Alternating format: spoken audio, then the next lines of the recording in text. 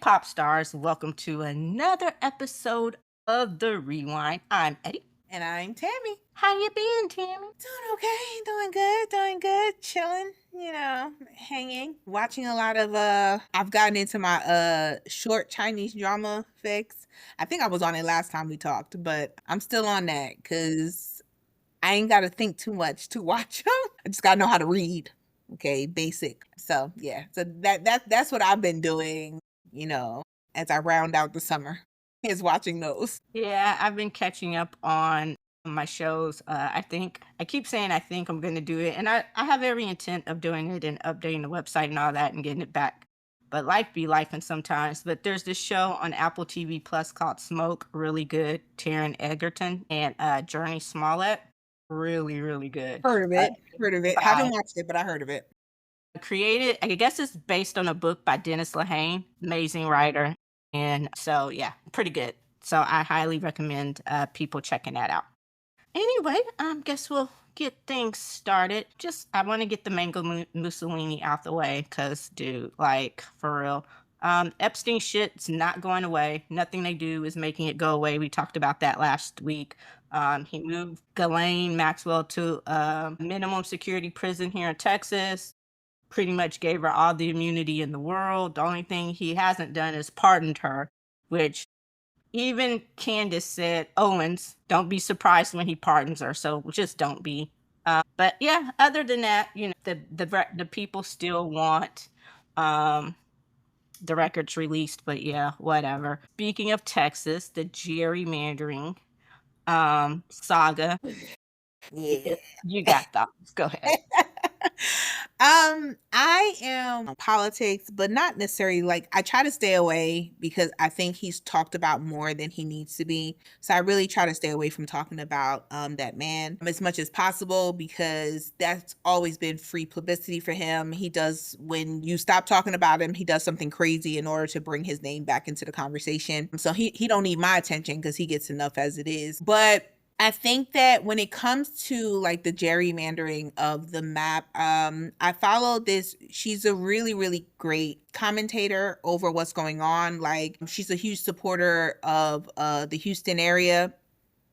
And she talks about it all the time. And she compared the drama of what's going on in Texas to a game of spades. Okay. I don't know. Did I send you that video? Did I saw I that? did. I did. So And apropos. huh? It was hilarious and so apropos. And, before people say it sounded too educated, that means appropriate. I It's am the person very who uses big words. And I read the dictionary. I'm that nerd. But I will say apropos means appropriate. There you go.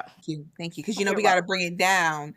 Because she also talked about that. It's funny that you say that because in one of her previous commentaries, it was after the interview with Kamala Harris and Stephen Colbert, and she used what was the word she used? Capitulate. Capitulate. And so the influencer that I'm talking about, I believe her name is Woman Who Likes to Brunch, I believe is her name. And she talks about how while one of the problems with Democrats is we don't want to accept the fact that even if we feel we shouldn't have to, you do have to basically dumb down when we talk when we're talking about things that are going on in politics and in the government. Not everybody has an expanded vocabulary or is able to fully comprehend what is being talked about when you use words, and a lot of people don't, even like college educated people may not know what capitulate is, right?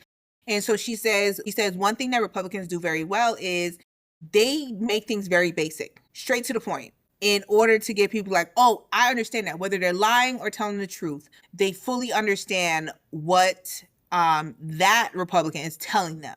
And so they connect more with it compared to they feel that a lot of times Democrats are talking over their head or they're talking like, oh, I'm so smart, you need to get up to my level. And people just aren't there to be trying to get up to your level. They're gonna just be like, well, forget you then. I'm gonna just chill down here by myself, and you go be on your level by yourself. So she talks about that, but she compared the gerrymandering to spades. And when I tell you, I got it. Like as she was going through it, I was like, I fully understand it.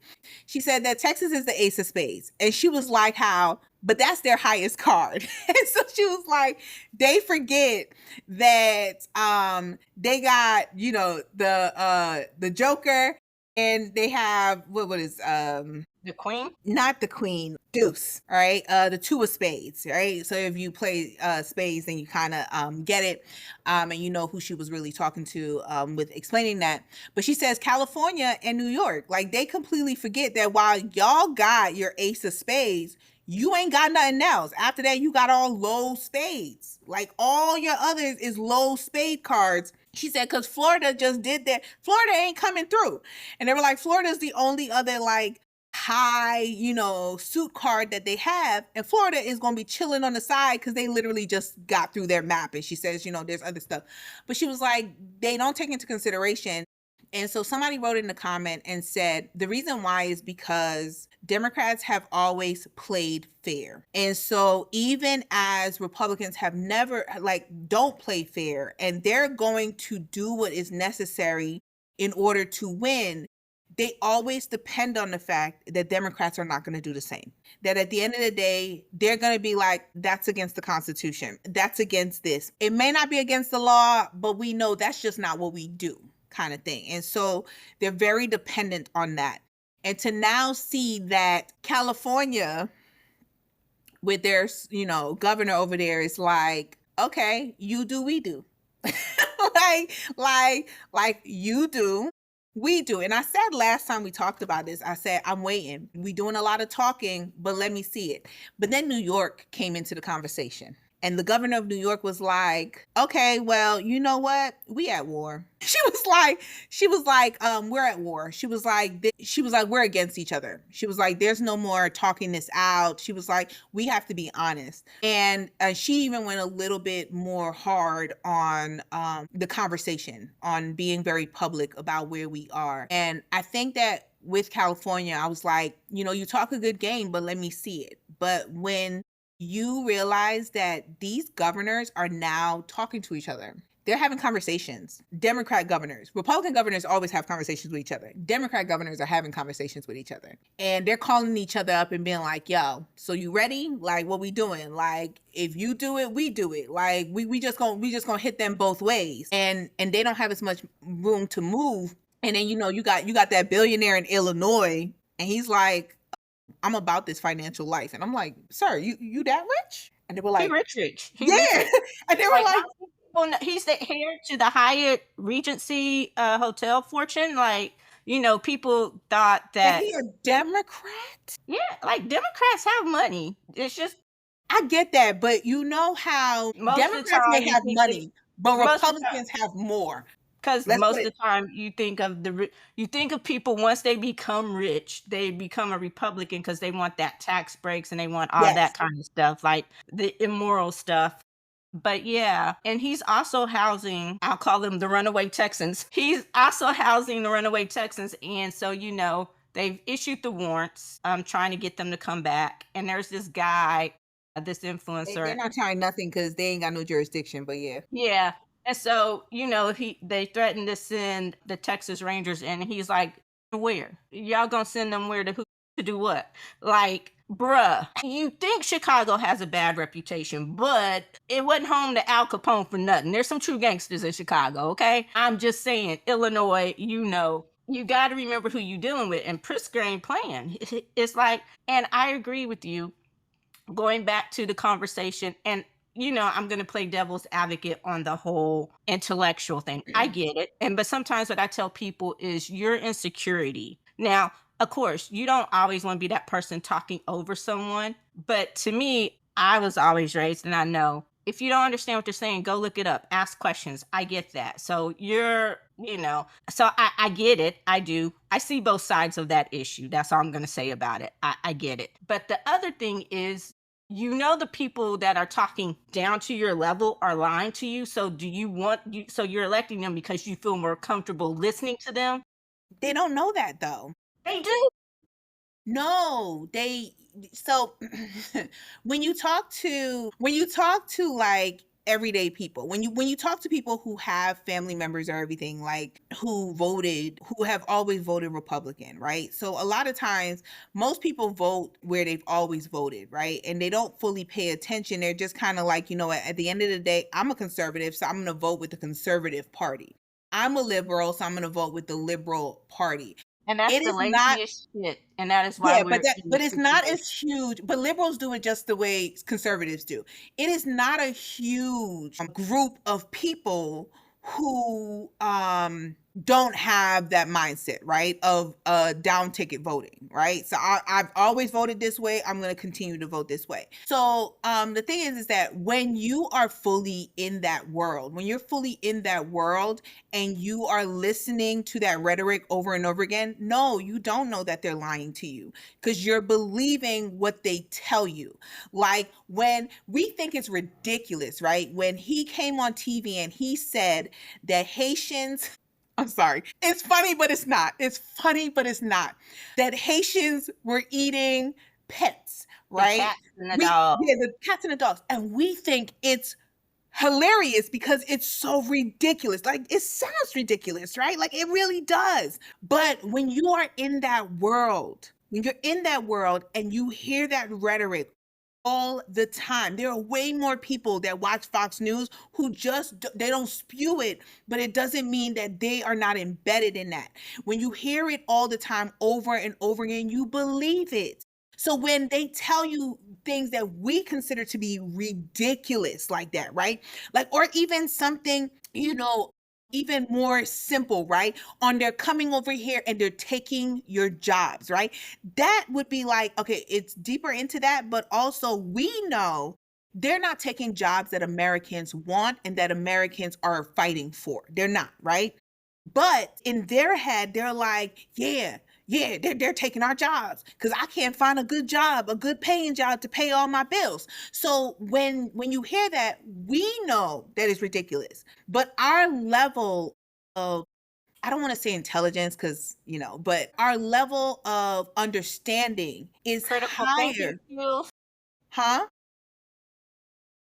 Yes, it's higher than a lot of people, right? It's higher than a lot of people. That's the reason why college educated people scare them more than anything else. Because the more college that you have, the more higher education that you receive, the more likely you are to see the world differently than they do. I don't think that, I will tell you, they don't know that they're lying to them. They don't look at it as in it's a lie. They look at it as in, from my perspective, you're telling me the truth. You're telling me things that is showing me why my life is hard. And because you're not telling me that my life is hard because the billionaires and millionaires are taking money from my government, taking my tax money in order to make more money on top of more money that they will never spend in their lifetime. I'm not hearing about that. What I'm hearing is this average person got me struggling because they're getting something that I'm not getting myself. So if you have, it don't matter what job you have, but they're going to tell you, oh, the job that you have is giving them some type of benefit, but you ain't got that benefit. So now I'm looking at them and be like, mother, see, that's the reason why they don't need to be here.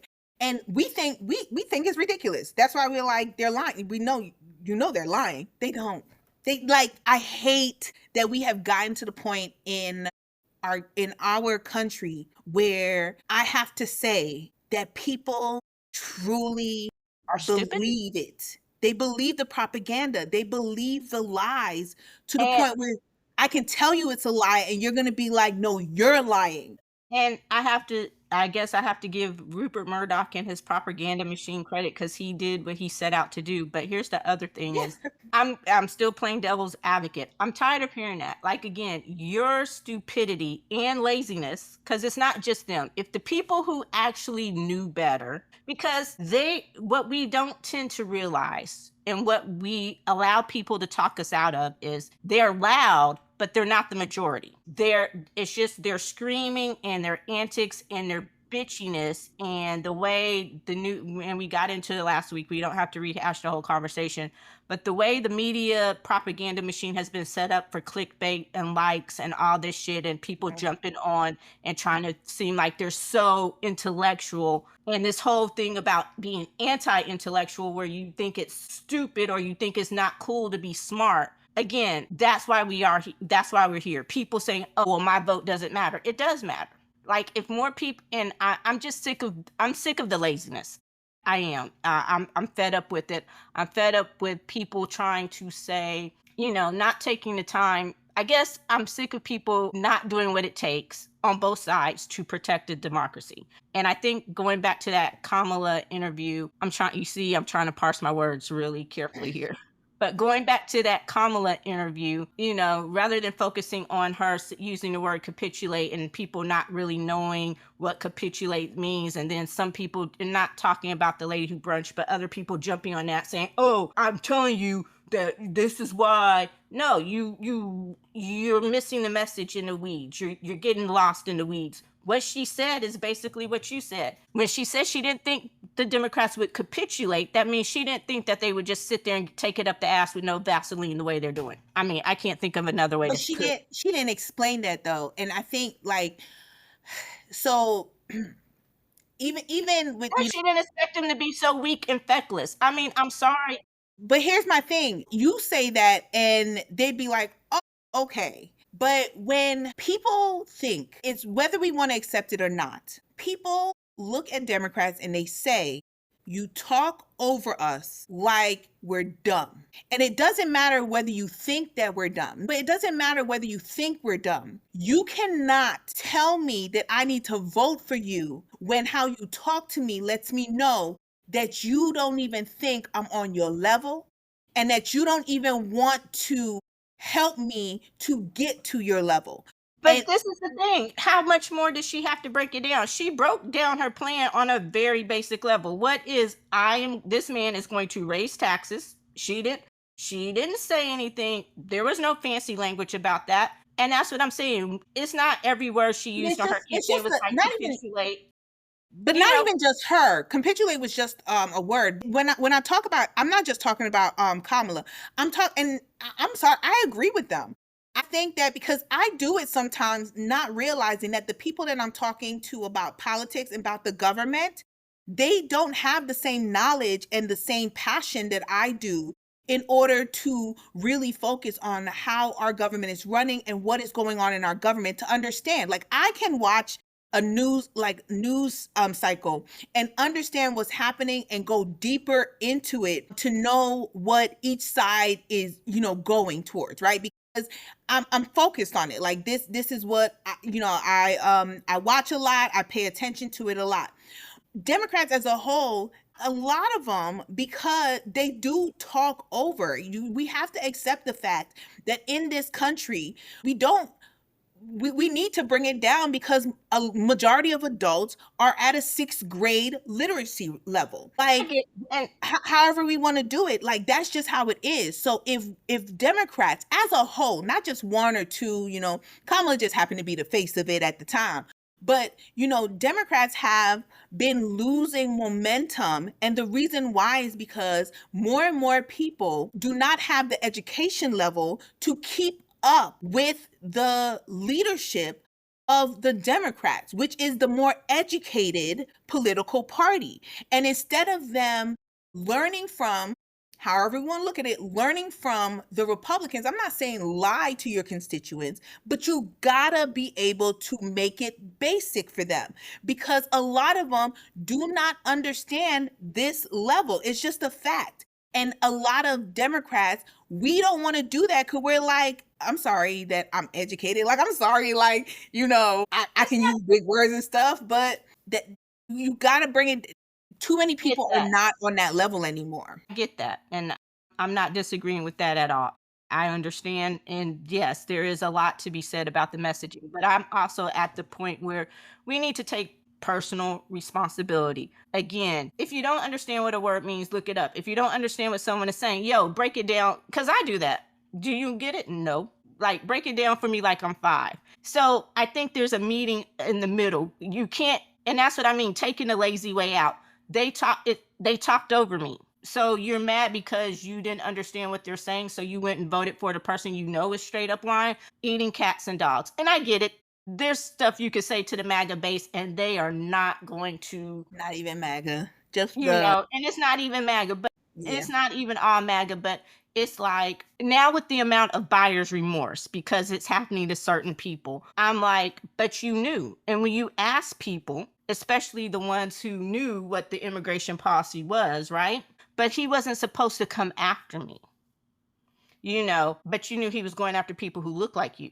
And they say we all look alike. I mean, you know what so it's just, I can't even say that they didn't know he was lying. I can say that they didn't care. A lot of them didn't care. The ones who knew better, because again, MAGA, he Yeah.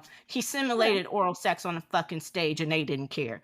So with the mic that was probably bigger than him, but that's neither here nor there. That's just word in the streets.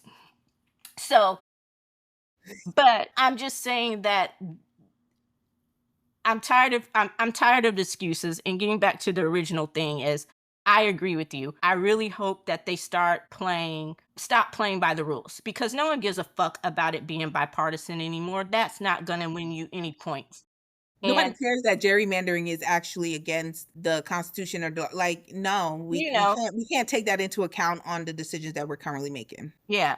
And so, so now you have people who are saying, well, why didn't Democrats stop it? Well, that's the thing. Y'all always want Democrats to come save you after you fuck up. And Democrats do when they get in office. And then you forget and you're like, oh, well, he had a bad night. So no, he can't be, but the whole thing is this. There were two bills that passed. The Democrats passed them. The Republicans shot down the whole anti-gerrymandering thing because they know that's the only way they can win. That's why they start drawing these crazy ass gerrymandered districts, is so that they could win. That's why they've been slowly, like the thing that they're doing here, they already did it quietly as it kept. And I think I mentioned it either one or two episodes ago. They did it to the first time Texas got away with this, and this was the Texas case. And I think very few people paid attention. They did it right before the election. There's this little district not far from Galveston, Texas, and they wiped it out. They had a black representative and they wiped it out. They folded Test it into, subject? huh? Test subject? Test subject. They folded it into another district. And so I'm just like, I need people to stop being so, how do I say this, lazy about the things that really matter. And I get it, a lot's going on and this is a lot, but you can't not pay attention, and you can't keep sitting on your ass and doing nothing and then complain when shit goes to hell, because you had every opportunity to keep it from getting this far, but you chose not to do anything for whatever reason. So, but I highly recommend you watch the Kamala interview. She said she's not running for governor of California. She did. Some people say, oh, well, maybe, I don't know if 2028. she's gearing up for president. She just says she wants to go around the country talking to people and all that kind of stuff. So I'm not putting words in her mouth. She's If running you in need 2028. if We know she is. if you need a dictionary, get the handy dandy chat GPT and say, yo, put it on pause and say, We are what does this not. word mean? I'm just saying, I'm tired of the bullshit. You know me. It gets to a point when your stupidity is not my problem, but I'm tired of paying for your fucking stupidity. Like, You're dude. right. You're right. Back on the gerrymandering in And California when I and get pissed, it just comes out. yeah, Yeah. California and New York. I will say Gavin In Newsom. Illinois, because Pritzker, the Yes, gangster. but with Gavin Newsom, governor of California, if you don't know, you live on the rock, has stated that he is waiting because as soon as if Texas is able to do this, California is going to do it as well. The interesting thing is Gavin Newsom just came out and said that they're going to do it with the authority of the citizens of California. And they're going to have their people involved in this decision. And so, he's only saying that because he knows that majority of the state of California is going to be in agreement on doing this new gerrymandered map. I will say the one thing that I hate that he said is he's going to do the 5 for 5. And I say they do 5, you do all 9 because you Uh-huh. can. Uh-huh. California is the type of state you can take all 9 of them And I say you do that so that they think twice. New York, I think the governor of New York has been a little bit more forceful on her decision for it. I think that they're all waiting. I think that if California starts a process and California says they're doing it, I do think that New York and Illinois is going to immediately be on board and they're going to start the process as well. And I love that. Now, it kind of makes me want Texas to do it because while Republicans have done an amazing job of siphoning off power over the last couple decades, right? They've been very successful at it. I think that Democrats can be more diabolical in it because no matter how you look at it, when you look at the country, Democrats have more people. They have more people. It doesn't matter who voted. Like when it comes to president, sure. But you have to remember that Democrats live in cities. That's where majority of the people live. And so being that they have more people and Democrat governors have kind of been sitting back, that we may not have as many states that are run by Democrats, but they've been sitting back. Y'all, Republicans, I'm talking about, have been gerrymandering your states for decades. Okay, for at least 20 years. You've been gerrymandering your states to the point where you ain't really got nowhere to go anymore, baby. You don't. But we do. Because while we have gerrymandered as well, we have not gone to the extreme and we've kind of stayed within we've been coloring within the lines for a minute. If we go diabolical and we just like, well, fuck it all, we can really do damage to the power that Republicans have in the House. And Texas is kind of like they're doubling down, and I understand why. Like you don't, because if Texas backs down, then it's over. It's a wrap for them, right? Because ace of spades. But that joker takes that ace every time. And I think Every single time. You know what? Big Joker, little Joker. California is the big Joker. New York is the little Joker. Big Joker, little Joker is gonna trump that ace of spades every time. If we're not talking about deuces, Illinois is the queen. yeah, like we taking it every single time, every single time. So at the end of the day, like I want it. Somebody said we're in a cold civil war, and anyone who thinks that we are not, you are not paying attention. We're not in a civil war where we're about to get our guns out and start shooting. We're not, right? I don't think we'll get to that point because America as a system is not what it was in the 1860s. But a cold civil war where the lines are drawn and we're fighting the way the system is now. Democrats been sitting back like, I don't know. I feel like the Democrats gonna be the union in this one. I'm telling you. I do too. And I think I think a couple of things. I think they're underestimating how pissed off people really are. The one thing, and I love it. The revolution will not be televised, and it's not. And it's not. Because people are protesting every single fucking day The throughout this country. festivals, we call them festivals. They're having festivals every time. And these festivals are happening in ruby red states, Montana, Idaho, Wyoming. They are out there protesting. And that's one thing. Monday nights, I understand why she went back to only doing it on Mondays after those first 100 days, because it's a lot. But if you watch Rachel, she always takes a segment of her show to show you the festivals that are going on around the country. They've been festivaling in LA for 24 hours straight for the past 2 days. Like it's there. Even Yeah. here in Texas, Like Dallas, Texas, large crowds, like huge Grant crowds. County, Dallas, Texas, which is redder than Houston, they're protesting. So I think they are underestimating how pissed off people really are. And Or are they? I think they are, because here's the thing. They can't what is driving this Mhm. is as much of an idiot as he seems. He pays attention to the numbers. And it's not that he's losing, but he's losing his base. He's losing his people. Mhm. And he's losing supporters from people who supported him. So he's losing conservative Republican votes. So now it's like, how can I get this? And that's what I think that they don't understand is, yes, you're going to have that MAGA base that's going to support you pretty No much matter what. no matter what.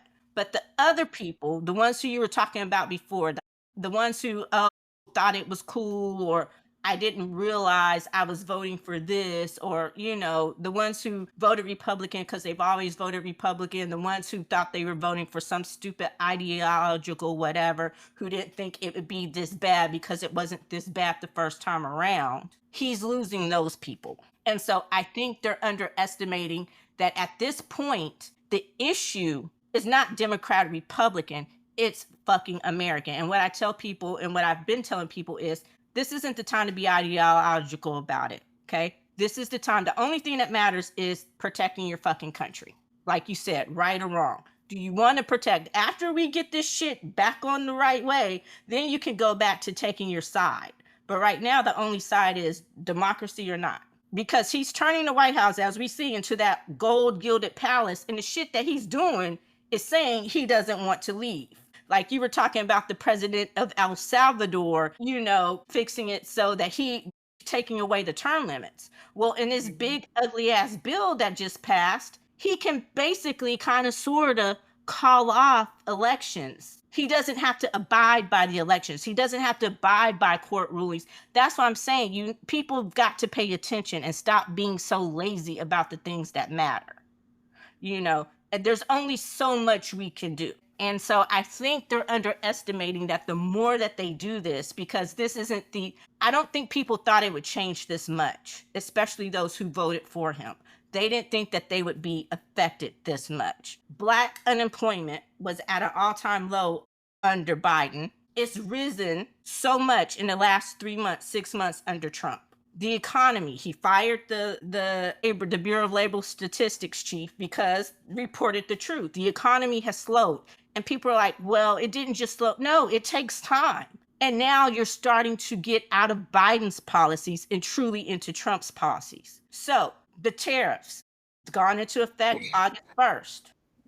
Mr. Negotiation, we paid 1% with the EU, and the great negotiator, now we pay fucking 15%. How is that better? How is that a great deal? So now the grocery stores have been eating the prices so far, and groceries were already shit high. But now a lot of them are like, we can't continue to do that. So it's like you are going to start seeing these things. And the further away you get from Biden, like we've already learned, we've already learned the Obama shit doesn't work anymore. They don't care. Soros is no longer the boogeyman. Biden is not what can Biden do? So it's like the shit that used to work so hard. And I think what's proving that is how hard it is for them to make this Epstein shit go away. Before they could have waived Obama, Hunter Biden, Joe Biden, Soros, like all their bag of tricks to make shit disappear before is not working this time.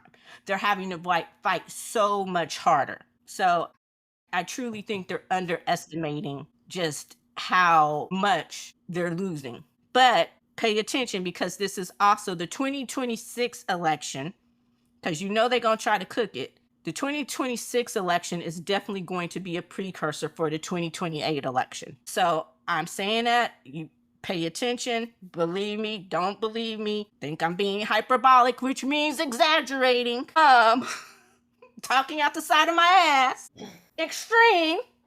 Hey, I understood you. I'm going to do that every time. Every time, Eddie. But it's the truth. And so, and speaking of his, I don't know, the people they don't seem to be losing are the white Christian nationalists. Why would they? And so I just want to know if the women, those suburban women, did not realize that they're coming for you next with the Handmaid's Tale. The Secretary of Defense, who is so great at social media, he retweeted this post that supported taking away the 19th Amendment, repealing the 19th Amendment, saying that women's place is basically, in the kitchen. The guy who tweeted it, the big pastor in this or whatever, basically took it all the way back to ancient times. Women are only good for birth and babies. Basically, that's what we are there. And he said, and quote, that does not take a talent to, but that's it. Just birthing vessels. Think so. I'm on the side of TikTok where people, it's called deconstructing your religious ideals and what Christianity is today, right? And who forced it upon us? Why do we follow it? Why do we fight so hard to keep it a part of our identity? And I feel like that's on the opposite of the doubling down of these Christian nationalists.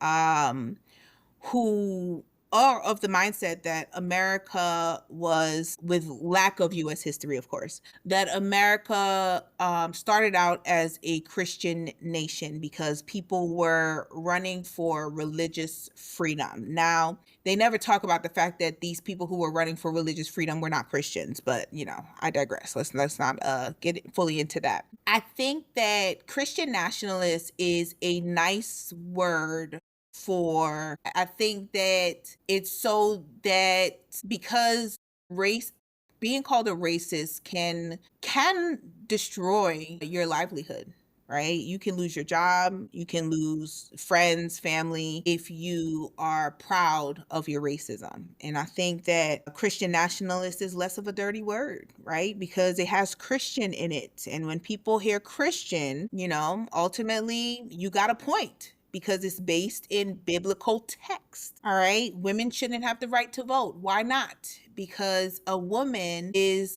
not independent of her family and her husband, right? They use certain verses, not to get fully into it, but they use for certain verses to say that the reason why women shouldn't have the right to vote is because a man is the head of the household. So if he's the head of the household, should he not vote for the family? Should we not have a conversation, and then once we have the conversation, whether you agree with me or not, I should have the final say because I'm head of the household. And these women who are part of this group are like the KKK. When people say like, well, how can you be okay with this when your rights are going to be taken away? Women were in the KKK. They were actually prominent members of the Ku Klux Klan. So why is it surprising that they're prominent women who are part of the Christian nationalists, who are in agreement with their husbands, who are in agreement with the men, that the men should be ahead? I think it goes along with the whites only town thing that they're trying to bring back. I think it goes back into the conservative Christian. Okay, it's another word for conservative Christian. It's another word for people who live in certain states.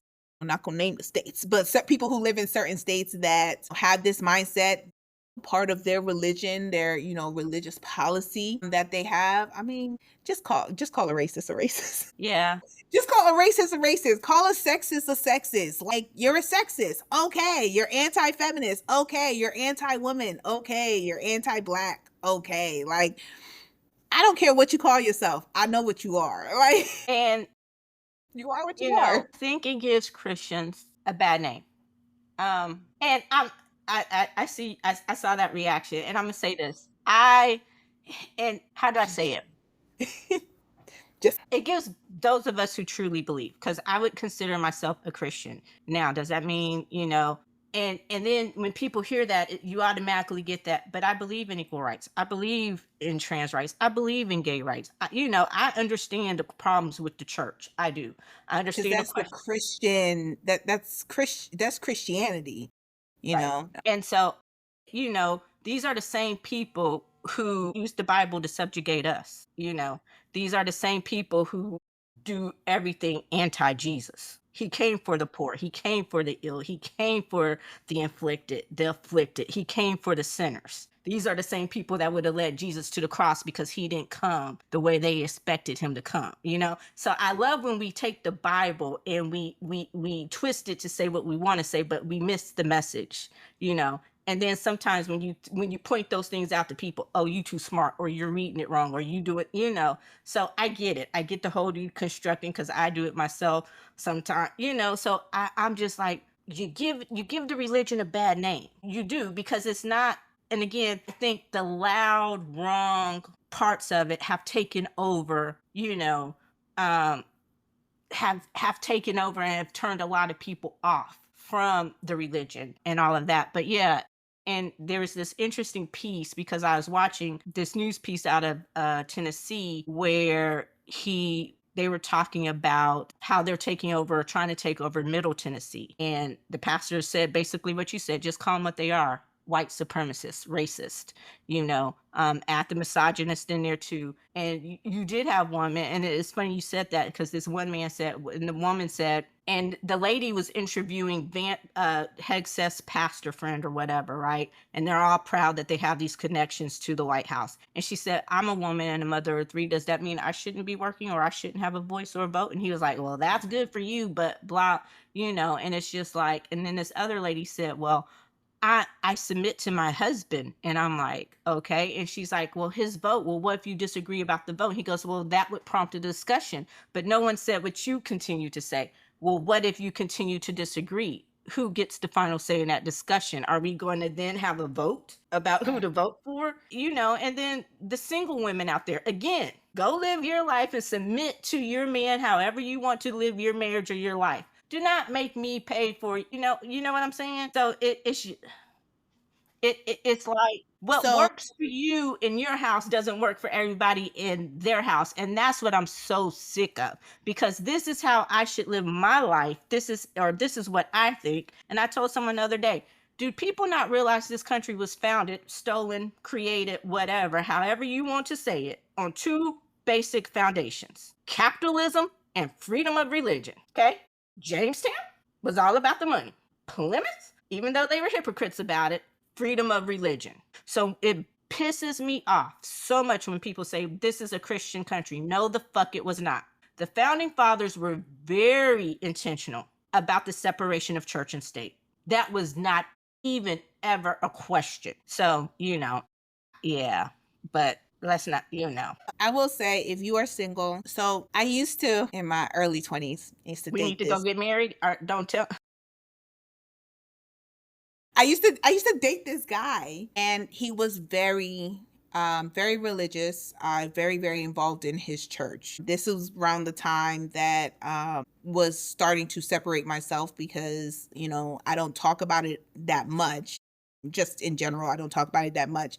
But I was extremely involved in my church growing up. When I tell people how involved I was and how much I was in my church, they're always shocked based on, like, how my personality is and, how I go. But I used to be very, very embedded in my church growing up, very conservative, very small kind of West Indian church for anybody who knows the deeper meaning to that. And so I met him and we would talk. And the one thing from a very, very, like, I want to say my teenage years, I didn't want to get married. I tell people that all the time, don't want to get married, and never had an inkling. And people always be like, oh, you just got to meet the right one, right? And we were good, this guy and me. We were good, up until we had the conversation about marriage. And we were talking. And he was just like, so you wouldn't compromise? And I said, no. Like, I make sure to let people know, if you're going to date me, the end goal is not marriage. And he couldn't fathom it. Like, he was just like, no.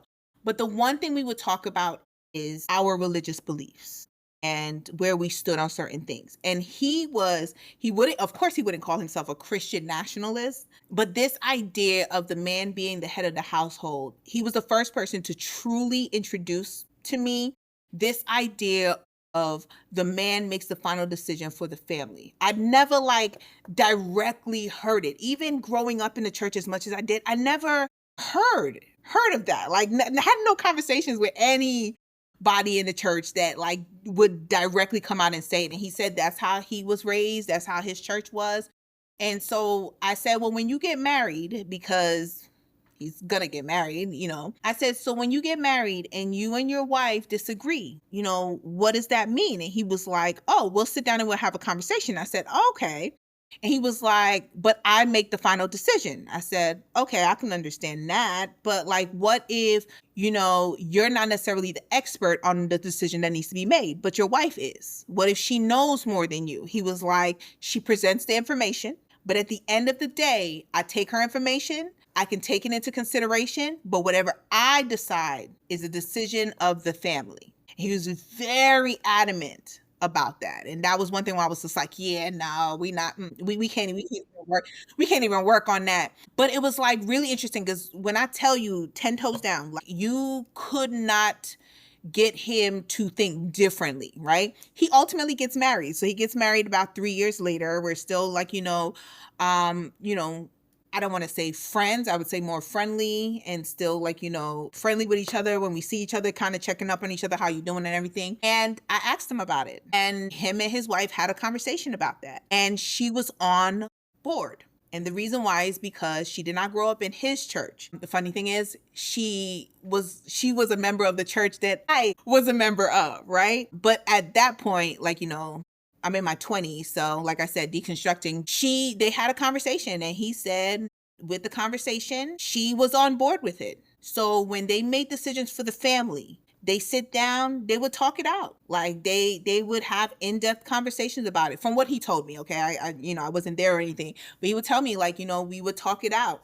But at the end of the day, she knew and he knew that he made the decision. And whatever decision he made, she could not fight him on that because he was the man of the house. He was the head of the household. And I think now, and I'm like, we wouldn't call that Christian nationalist, right? But why wouldn't we? Why? Because he was a black man. He was a black man, black family. His wife was black, but he had that same concept as Pete Hegseth and his pastor, where the man makes the decision. So at the end of the day, while he considered his wife to, have a job and be independent, when it came down to it, she made no decision on her own. Isn't that what they're talking about?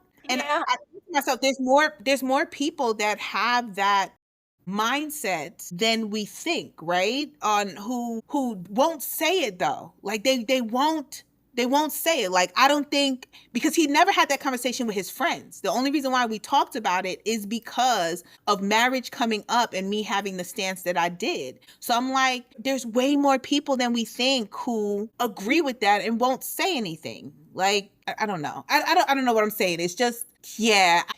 Get it. I would call that more of the Christian patriarchy. I think the nationalism piece comes in with the racism because these groups are, But do you think, and just me I agree thinking, with you. There's a lot, and there's a lot more of that propping up, especially in the Black community. I don't want to say, and women playing the pick me, especially with Black women being more having statistically more education than Black men, and trying to find ways to exert, I guess, control or their manhood. Again, your insecurity should not be my problem. What does my education level have to do? What? And don't get me wrong, I'm not trying to be insensitive about it, but you're not going to shame me because I owe the government, I owe my university still trying to pay off an education that has somehow quadrupled worth the value. So, I think no, I'm but laughing because I think I'm that's a sorry. perfect title for today's show, the one where your insecurity is not gonna be my problem. But again, That's why men are joining the church more. Part of the problem is that we also see with this Christian nationalist, the growth of the Christian nationalist movement that we're talking about, that I don't think enough people, especially in the Black community, because it's affecting us just as much, is talking about is with this Christian nationalist movement, it's not, the women are in small numbers, it's the men. So while women have been moving out of the church, right? When we know that churches and the religion was successful because it was based in the dedication of women, right? The loyalty of women. Women are the foundation of the Christian church, right? It's always been that way. They are the foundation of the Christian church, especially when you look at the Black church. And that movement, the foundation, the men were the face of it, but the women were the everyday workers. They were the foundation. No church would have been successful, even during the civil rights movement, without the workings of Black women within the church.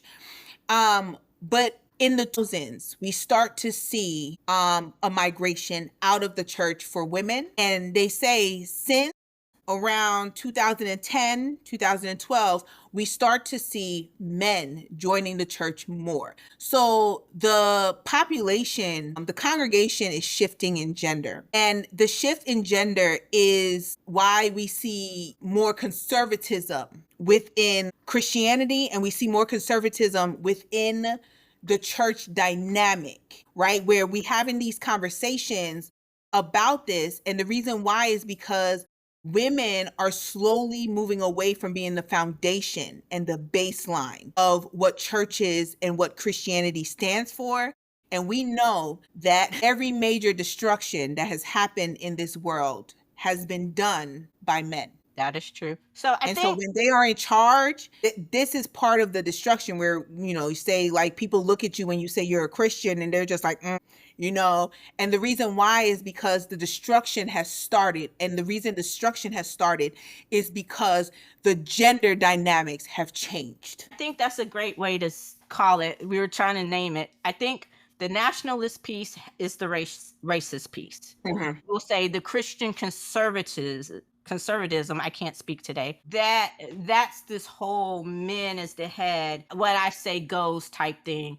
I want my woman to submit, and you are finding that a lot more in black society now. Women, and some women are giving into it, playing to pick me just to say they have a man, and it's not a black thing or a white thing, but Just not in my general. Yeah. not my thing. But and I wonder if that goes in, and it's great that going where the conversation leads us. I saw it on a post, and I didn't really believe it because don't tend to believe everything and I didn't have time to look it up. But I actually saw the chart and the statistic where someone said, I wonder if this is why most men under 30, over 50% of men under 30 have not had sex. I'm like, what? Not that I'm saying, you should lose it at 15, but it gets to, especially in the Mhm. 20s, college, and so I went back and I was looking at the chart, and it shows a steady rise from 2008, 2010, when the country tried to take this more conservative lean. And we know what happened in 2008 that led to the country trying to be more conservative. And Very so significant. yeah. And so I'm like, okay, so this is just the correlation I'm making. This is Eddie math, okay? Let me Let me hear be Eddie very Math. clear. Huh? I I'm said, let trying to me be hear about Eddie Math. I'm trying to be very clear. This is Eddie math. I wonder if that has to do with the rise of incels. Because women, Yes. and this has nothing to do with your education level or whatever, right? Most women are not looking to marry their fathers. Most women do not want to be told what to do. This summer, I got on a whole divorce court kick. Don't ask me why. If you have nothing to do, I highly recommend you watch the divorce court. Star Jones is great as the judge. It's great. But one of the things I kept finding over and over in a lot of these cases is, especially yesterday, I was watching this one young man. He was 24, she was 20. They're in their 20s. They've been together since high school. He was the stay-at-home dad, okay? And she was the breadwinner in the family. And that dynamic worked for them. But as the stay-at-home dad, he also wanted to be the head of the house. And not basically, he felt like it was because he was the man. And it wasn't a money thing. Like, they didn't have a problem with him being the stay-at-home dad and her being the breadwinner. The problem came in, he tried to control everything she did. And this girl was 24, girl. She looked so broken and beaten down because, she went to a party with her friends and she rode with her friend. Her friend wanted to stay at the party longer. So she texted him and let him know, hey, she wants to, stay longer. I rode with her, so I'll be home a little later. He gets mad about that. She should have told him before. She said she could be going somewhere, say I was coming to your house, right? On the way to your house, I have to get gas or I get thirsty. I stop at the store, stop at McDonald's or whatever. He's checking the location. Why didn't you tell me you stopped at McDonald's? Why are you stopping at that kind of stuff? And you're finding that, and I've seen that more and more, especially with younger people, younger men who want to have these controls. And where we work, you see these relationships. And I'm like, y'all are way too young for this. So, yes, I think that the problem is that women are more educated than men, right? And the problem that we're having with the gender dynamics, at least I'm just talking about from what I've witnessed within the United States, because that's where I live, that's what I observe. Women are more educated. That's a fact. That's statistics. Look it up. That's data. But at the same time, when you go to college, it opens up a whole different world. It doesn't matter what your major is. You're going to learn beyond the bubble that you have grown up in. It's just automatic unless you go into a like extremely like Christian college that you transfer I'm from sorry, one I'm not in it. bubble to the same bubble, but that's very rare. Okay, they got like hundreds of students. I'm talking about like, big, universities, colleges, a couple thousand. When you go there, it takes you out of your bubble, right? Women are more likely to go to college. Women are more likely to graduate from college. Black women are more likely to get master's degrees, are more likely to get PhDs, right? The higher in education you go, the more you burst those bubbles that you have grown up in, right? But we also have to look at the fact that we're leaving the men behind. And one reason is because, based on like, we observe it all the time, is that while girls are pushed to strive for that, right? They're pushed to, you're going to go to college, or be something. You got to be independent, right? Because our moms went through the shits, right? So it's kind of like my daughter's not going to go through that shit, right? But remember, they say you raise your daughters and you love your sons. And in loving your sons, you push them to be like, just go get a job, right? You got to support a family, right? So they don't want to push them out of their bubble. So they're less educated. They just are. They're less likely to finish college. They're less likely to get a degree. And so because they're less likely to do that, they sit at home and they're watching TV and they're playing video games. Listening to these And stupid podcasts. they're No offense, listen yeah, to our they're listening to podcasts, but they're not listening to the podcast we're listening to, right? Like that's not the podcast they're listening to. They're listening to podcasts of older men, right? Who were with women who had that dynamic of, I didn't go to college. I was raised to raise a family, right? They're not listening to men who have women who are like pushing themselves to be higher educated. No, they're not listening to those men, okay? Because they're simps. Remember, they're simps. They're simps. uh-uh. And I think that, that's the reason why they gravitate to the church, is because patriarchy is dying. It's a slower death than anything else, but it's dying.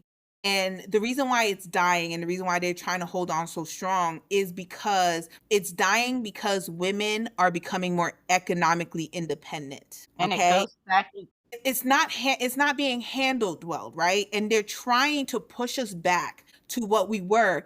They're not trying to do that because, I don't care what nobody says. They're not trying to do that because they truly believe in this, I'm the head of the household and biblical they're not. They're doing that because they cannot keep up with us. and They're not able to keep up with, they have kept us down for centuries. Okay. It's like how you look at women is how you look at Black people. Okay. To know that, because history mindset, to know that educating a slave was illegal. Why? Because an educated slave is a dangerous slave, right? Because the more educated you are, you realize that the system that you are in is a horrible system and you must dismantle that system, right? And the scary part is the more educated you become, you start to realize that the way to dismantle that system, whether you agree with it or not, is the same way that that system was built. So if that system was built in violence, it must be dismantled in violence. And I don't always necessarily mean physical violence, but it must be dismantled in violence because it was built in violence. All right. And so, with that, they're not handling that well. They're not well, like, and it's yeah, they're not handling that well. it's the male grievance, it's the white male grievance. Like, again, your mediocrity is not my fucking problem. The fact that I went to school and I have this education, we can come in and have the same job. You could have less education than me. You still gonna come out of there just because you have a penis making more money than I do. Okay. So again, your mediocrity, your insecurity is not my fucking problem. That is the theme today. We That is need the that theme on a for today. shirt. Your mediocrity is not my problem. We need that on a shirt. Popcorn wine down. Okay. Like That's our new slogan. I'm serious. That's going to be the title for this show today. Your mediocrity, your insecurity is not my It's fucking not my problem. problem. But it's on the rise. And again, it's like, Dangerous too. yeah, and it goes back to, the racism piece, the misogyny piece, like everything that's going on all ties into that. And their whole, what is it? oh God, I'm just going to call it the erasure theory because you realize that you are becoming the minority in the country White that you, replacement. yeah. Um, and the whole thing about, again, this is Eddie Math, this is me, this is just what, okay. The whole thing about the black unemployment and firing so many people in the government, because where did a lot of people have their jobs? The government jobs, right? Biggest employer in the country. Yeah, it ties back into that whole, they're not stealing your jobs because when he said it, he didn't say they was taking your jobs. He said black jobs. So again, 2 plus 2 is 4. I'm just saying. That's universal math. Now, if you need me to connect the dots, I think I might start a Patreon and we can do that. But you know where I'm going with this, right? You following? So Mhm. it's just a lot. But on the subject of while we're here, just to catch up to something or recap or, something that we talked about last week or This is a very in-depth, like it's very in-depth topic. So we kind of glanced on it and we were talking about higher education. Harvard is thinking about settling. I think they're trying to wait out a court case to see if the funds have to be released to them. And they said, and I was reading an article and they were saying that they wouldn't settle if some red line, they have their lines in the sand. It's a dangerous game they're playing because settling with this fool does nothing but empower him. And I understand. It's just I don't want them to settle. I really don't because it sets a dangerous precedent. And if Harvard falls, they're all gonna fall. He's coming after UCLA, won $1 billion settlement from them. Columbia, they settled and they're still bending over. They have to release all their race and emissions data. So Brown settled, Penn settled, and it's just like, and I still want to know where the fuck all this money is going because it's not going to the government. But so yeah. Think I may hate to admit it, but I think that while we may look and being like, this is genius, right? To be a genius is to be on the edge of pure evil. And so you go after these colleges to make money, right? For you and your people. I think that Harvard has already fallen. I think that it's a wrap. I do think that what you said earlier is true. I think that the people have been underestimated. I think that these are people who have taken a lot of what we have in this country for granted. I am one of them. There are just certain things that you just don't touch, right? And so while I can see why Harvard feels that they need to settle because they're going after their contracts. They're going after the contracts that Harvard has with different companies, and it's not directly at Harvard, but when you start going after companies that have business with Harvard, it makes it harder because you're not going directly. You tried the direct attack and they kind of stood up to you, right? They said we're not bending. And so you're like, okay, cool. And what's the next step? I'm going to go after the ones who work with you, okay? Who may not have the endowment that you do to handle this. I'm going to go after those companies who can't afford to offend me because they're going to need me, like Paramount, right? Like, why did Paramount settle? Because they needed his approval for a deal that had been in talks before he was elected. But once he was elected, they knew, That we see right? what We're going to have to settle with him and we're going to have to give him this money because if we don't, this deal that we have been talking about for a while, it will not go through. And they knew it. They would not have gotten Skydance if they did not bend the knee for that man. Right? That would have been money losing, and they didn't want to lose that money. And I think Harvard is the same way. I think that Columbia got it harder because they folded without even trying. I do think that Columbia's admissions will get hit harder than Harvard would and Harvard settles. But I think that it is sad to see. I never thought it. Like I didn't think the systems that I took for granted. They talk about attacking them all the time, right? I just thought it was talk.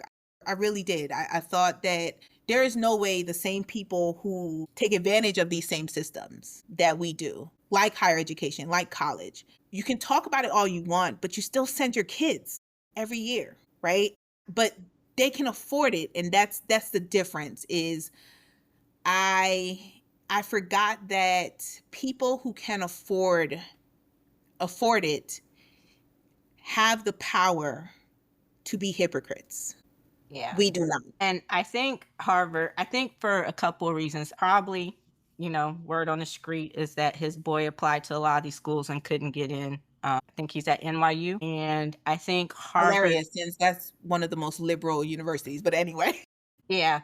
I think Harvard also has stood up to him, and he knows that without the legacy and money, he wouldn't have been at Penn. I think he knows that no one is going to erect, poor choice of words, but erect a library in his name. No one has stepped forth to ever do that. Maybe Trump University will, give him his library. But I think, again, going back to the theme of today, he's an insecure, very insecure old man with dementia that no one is talking about. His mental acuity, like, they can tell you all the fuck they want that he was just up on the roof of the White House the other day taking a walk thinking, no, the motherfucker roamed off. Y'all lost. Look, whatever his call sign is, dumbass has been lost.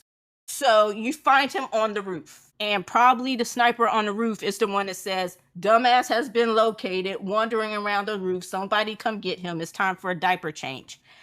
And history is not going to be kind to this era. It's going to go down as the dumbest era. The thing about quote unquote make America great, you're making us a fucking laughing stock. What we are losing, the capital, the political capital, the social capital, the economic capital, I would be surprised if we ever get it back. They don't care.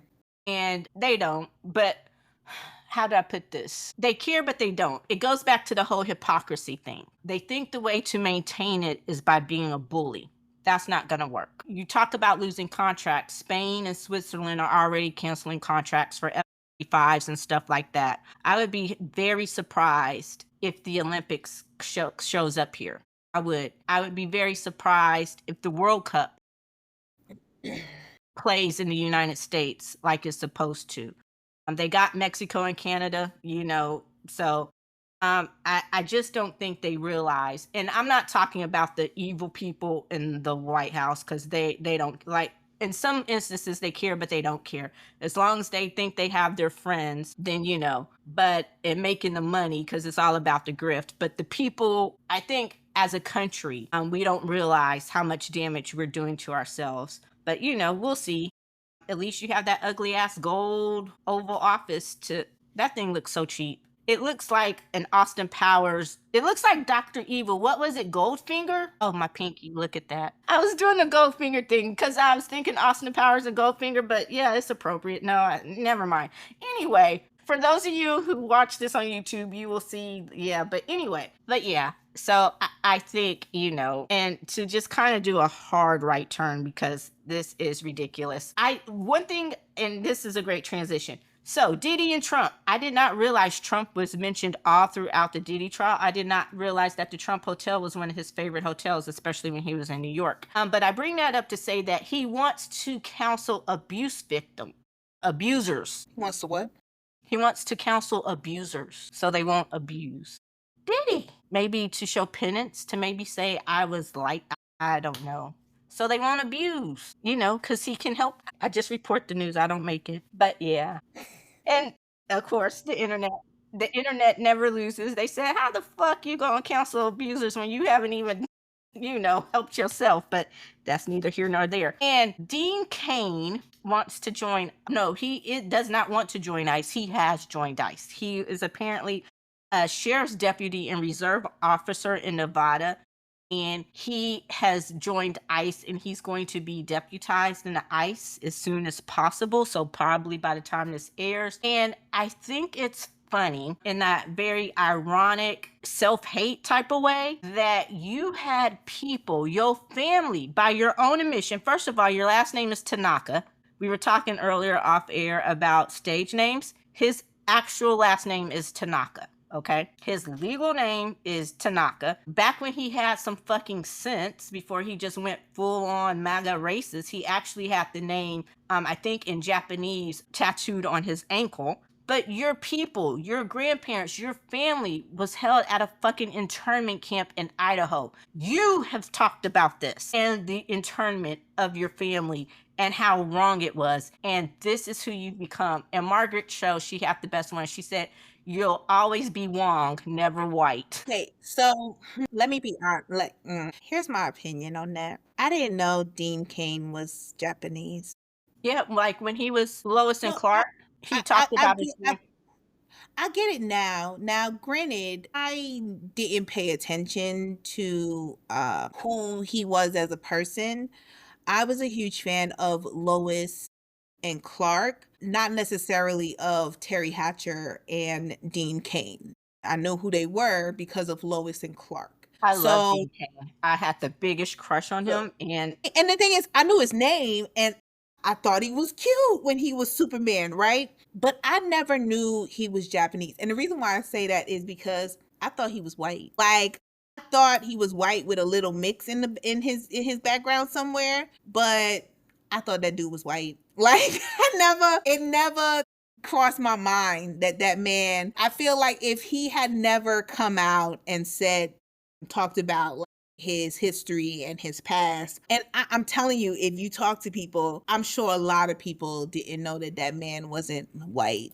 that, And and it had to do with so the name he's change. white passing. He's definitely white passing. And so just like with any other group of people that is white passing, him being MAGA and joining ICE is not surprising. Like it's like when you think about his past, it's sad to think that his background is Japanese. But this the first time I just learned something new today, Eddie. I honestly didn't know the man was Japanese. And so it's not surprising to me that he was MAGA because I'm like, okay, you a white dude and you being MAGA, like that just go hand in hand. And so I think that the saddest part for me when it comes to Dean Cain is the character that he's most known for and the superhero that he played. Like he And it's, played Superman. Like you can't, I mean, just looking at the history and the background of Superman, which is even sadder now that I know the background of Dean Cain.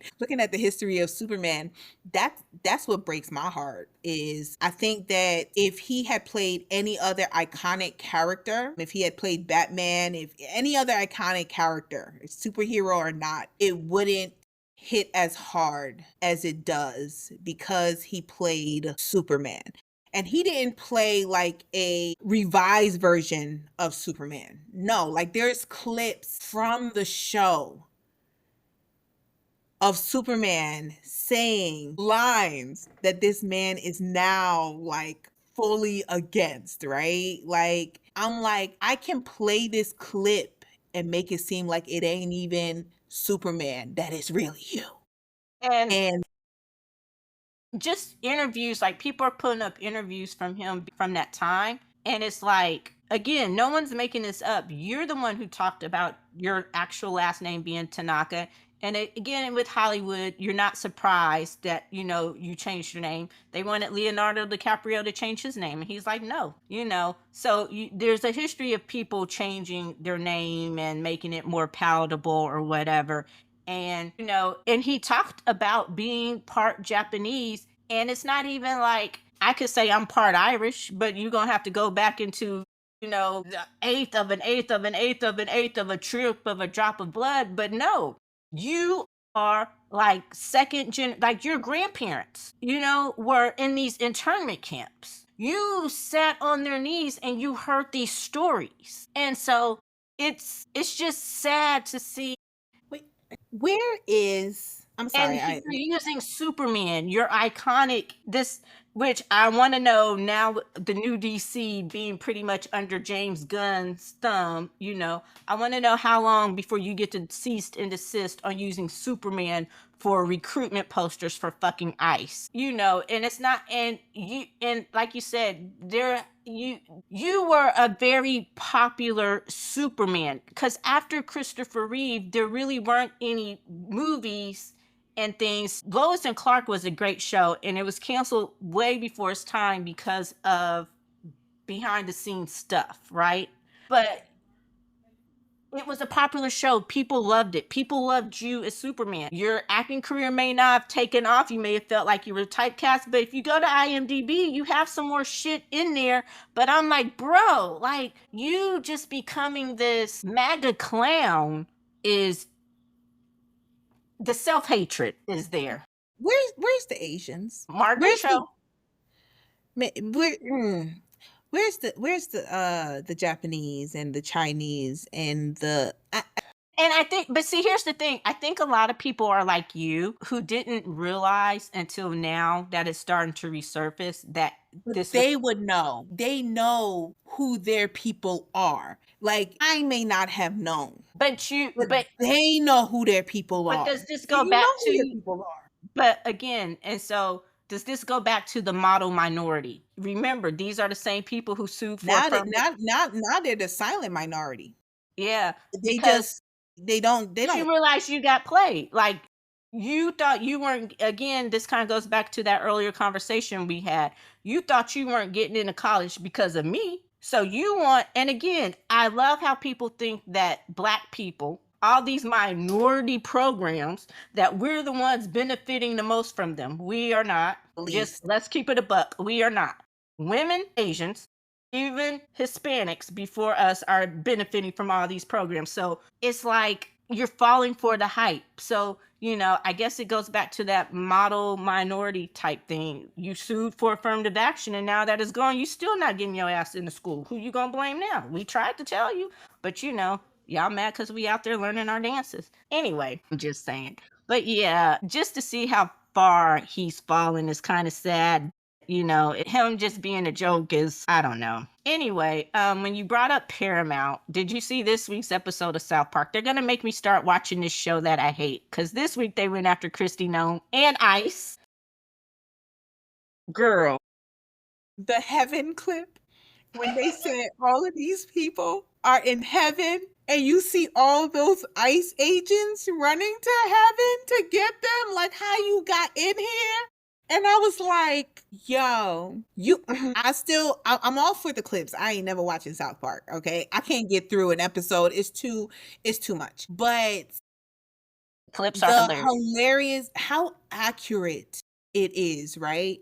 Especially going back to something that you said before, just to mention it with this whole clip of them, going to heaven to grab these people. There is a clip of a woman who was asked if Jesus, well, I think they asked it of someone who works in administration, but I know they had asked it of a woman, just a regular woman, if you would allow Jesus, right, to come into this country because Jesus would be considered illegal. And her response was, if he got the right papers for Jesus. And this is someone who identified herself as Christian before this question was posed to her, right? And that's what she said. Like, she wouldn't even let Jesus Christ, who died for her sins, into this country unless he had the right papers, right? And I was like, that's funny. But when I tell you how accurate that is, because I believe it. I believe that if they knew that these people were in heaven and they had been illegally in this country and they died and they ended up in heaven and they could find a way to go to heaven and grab them and drag them down so that they could apply with the right paper. Yo, Eddie, I tell you, every day, trauma. Like trauma. Because when you are empathetic, when you're empathetic but mean, right? Like I look at it and be like, Empathetic but mean. I love that.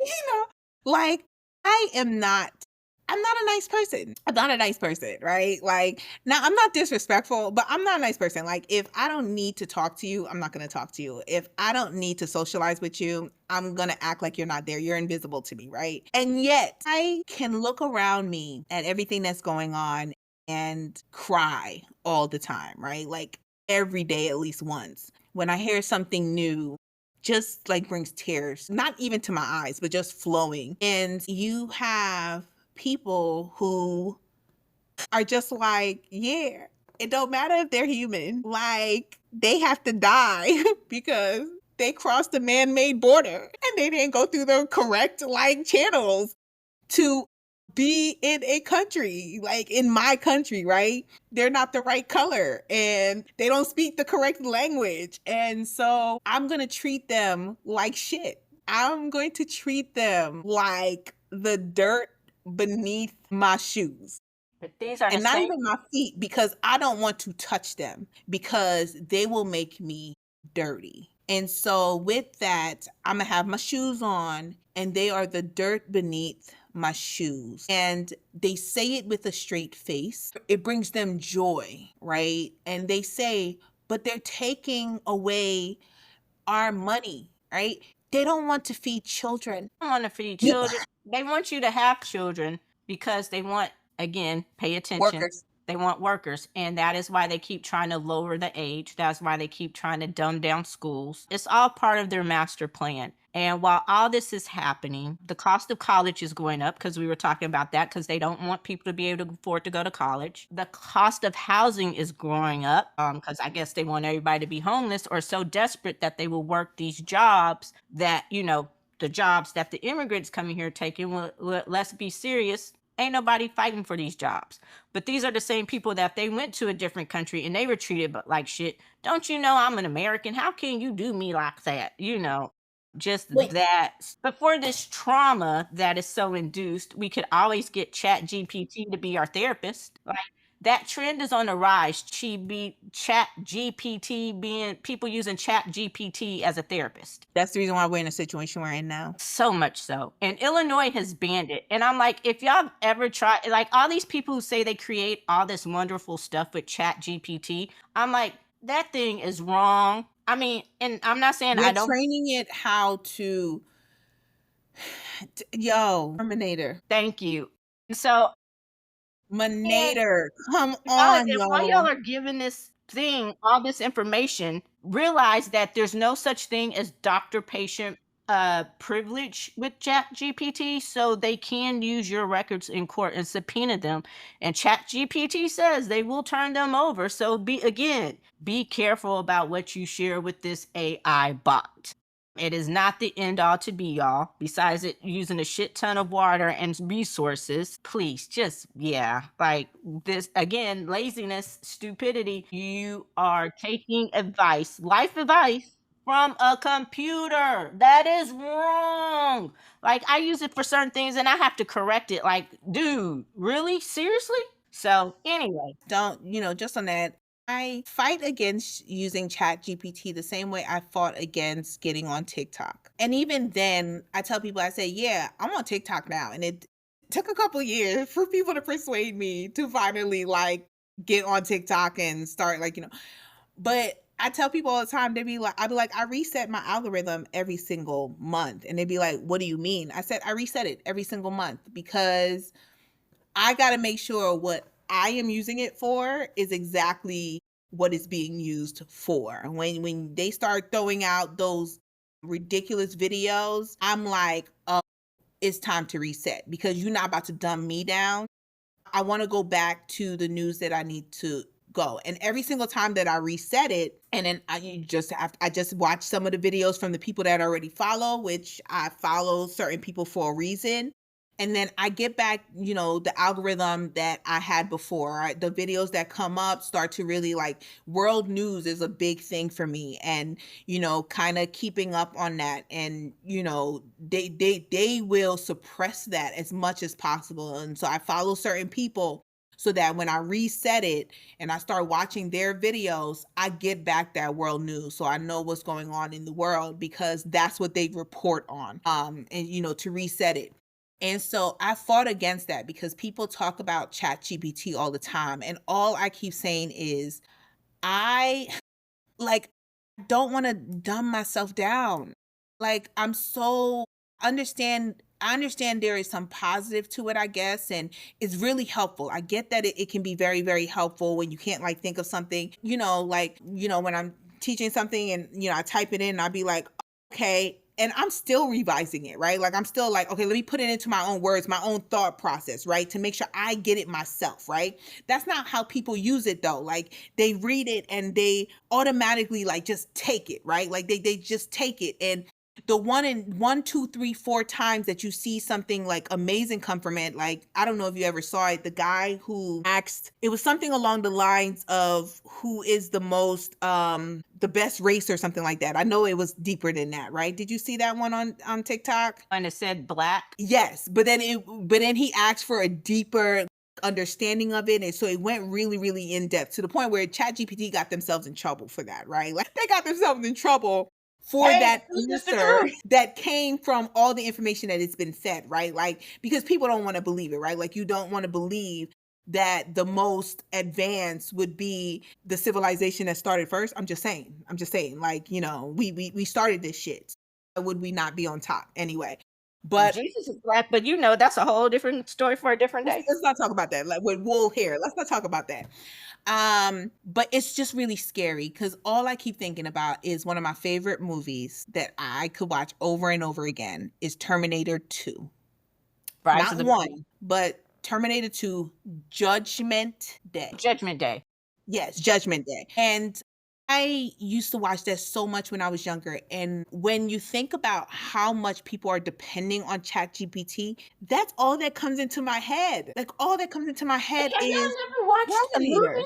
Skynet. Like I'd be like, this is this is Skynet with a different name. And people laugh it off, and I'm like, you laugh, but really think about it. Think about it. All right. This is how Skynet started. And we always think it couldn't be us. We No. always think it couldn't be us, right? But when we really think about it, there is so much stuff that is happening now. I talked about it already that we never thought would ever happen, right? Like who really, besides people who are like, who study this, right? Who really thought that America would fall in less than a year, right? Like our democracy would fail to the level that it's at in less than a year. Like we know that it takes time, but in less than a year, Because the okay? systems had already been put in place, and think again, underestimating him. And Biden had so much to come in and fix for those 4 years. The You didn't system. try to reinforce some of what had already been broken. You were trying to fix and get from here to Because there. they never thought they Thought would he'd go as come far back. as they've gone. Like Yeah. nobody thought this. Nobody thought this. And so ChatGPT is just another instance of the breakdown of society. And here's the thing. People have to realize it's not society everywhere. Like ChatGPT is not taking over all over the world. It's here. It's here in our country where ChatGPT is taking over. If you go like that's the failure of the education system and how far it's fallen, right? Our literacy rates and everything like that. People would look at it and being like, "Oh, well, we're the standard," right? Because of course we would think that.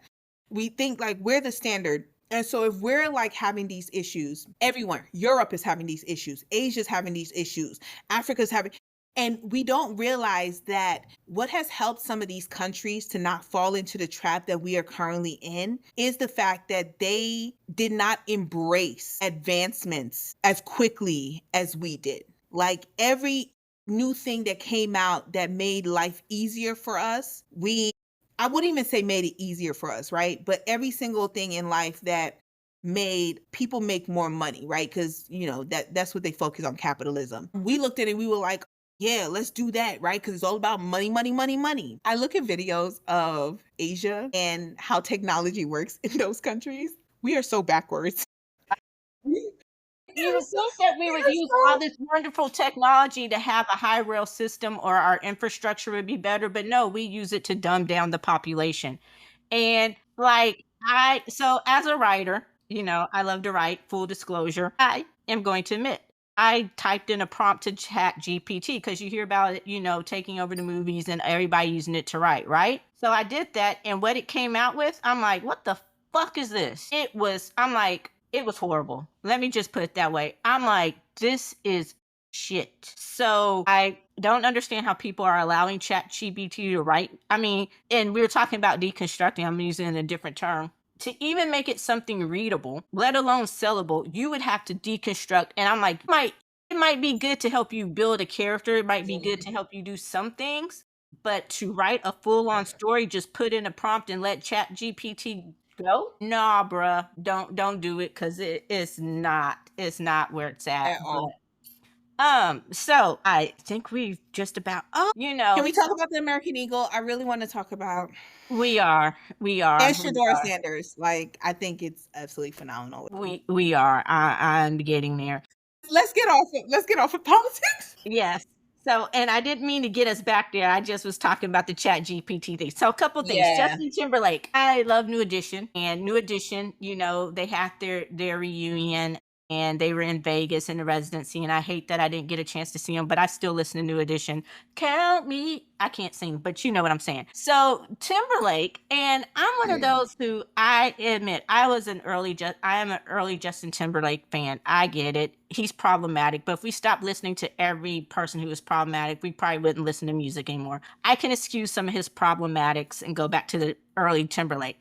And I actually listened to his last CD, and I'm one of the few that kind of liked it. It was okay. But he's been on tour. A lot of people may not know that. And so he was giving lackluster performances. If y'all want to see lackluster performances, go check out some of the videos from Mary J. Blige's last few performances. If I don't want to be the fuck here with a person, it would be her. But anyway, he said that he's suffering from Lyme disease, and that's why his performances have been less than stellar. And I bring him up to say that as I was going through this week on the radio, I've noticed a lot of bands from the 90s and 2000s are getting back together. Good Charlotte just released an album. I checked out the song. It's on this week's playlist. It's actually pretty good if you're a Good Charlotte fan.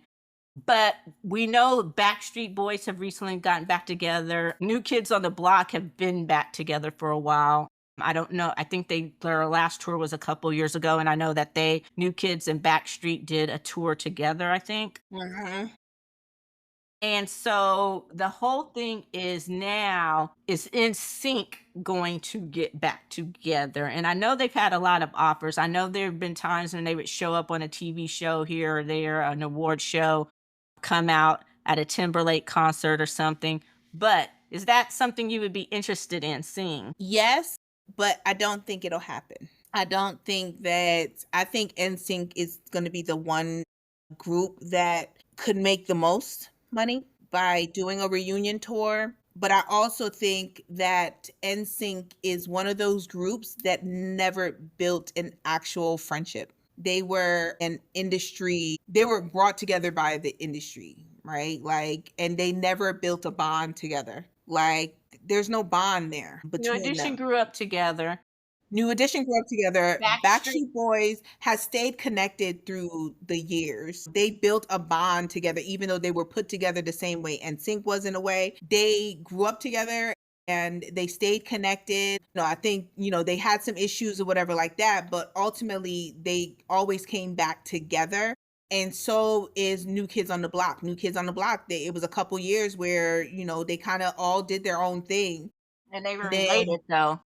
yeah, and they came back together. And I think the same thing goes with Backstreet Boys, because you have the cousins, you have Kevin and Brian, who are cousins, and they've just been more connected over the years. I think that NSYNC has not stayed connected to each other over the years. You can clearly tell that there is not necessarily a connection between the members of NSYNC the same way as there is a connection between the members of Backstreet Boys, New Edition, New Kids on the Block, even 98 Degrees. 98 Degrees, you have the brothers that are in that group. It's only 4 of them, but you have Drew and Nick, who are brothers.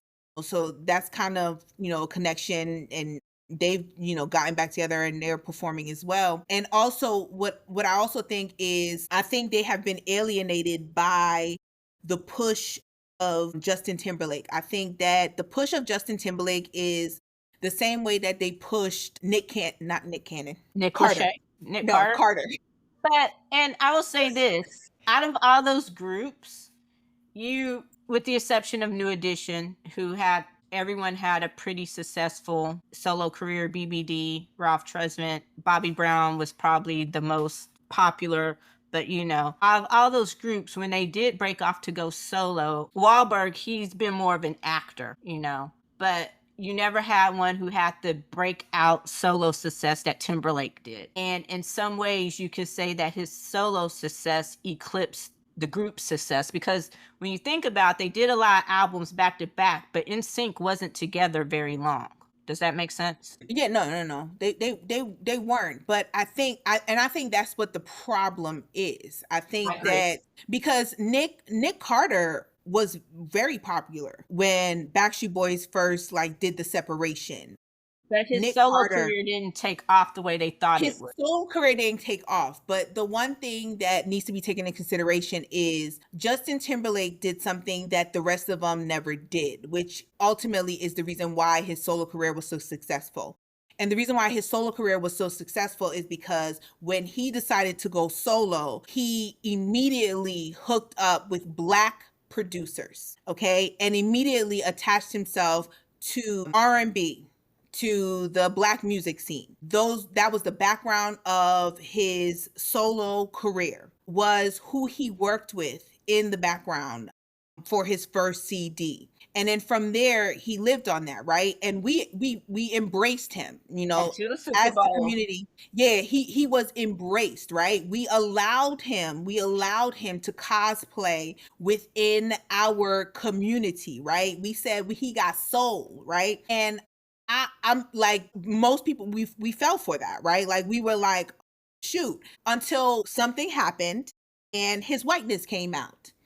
And so, but something that was never acknowledged is he was never the strongest singer in the group. Never the strongest singer. He doesn't have the strongest voice in the group, but he was the youngest member and he was considered to be the cutest member of the group, the one that they could sell the most.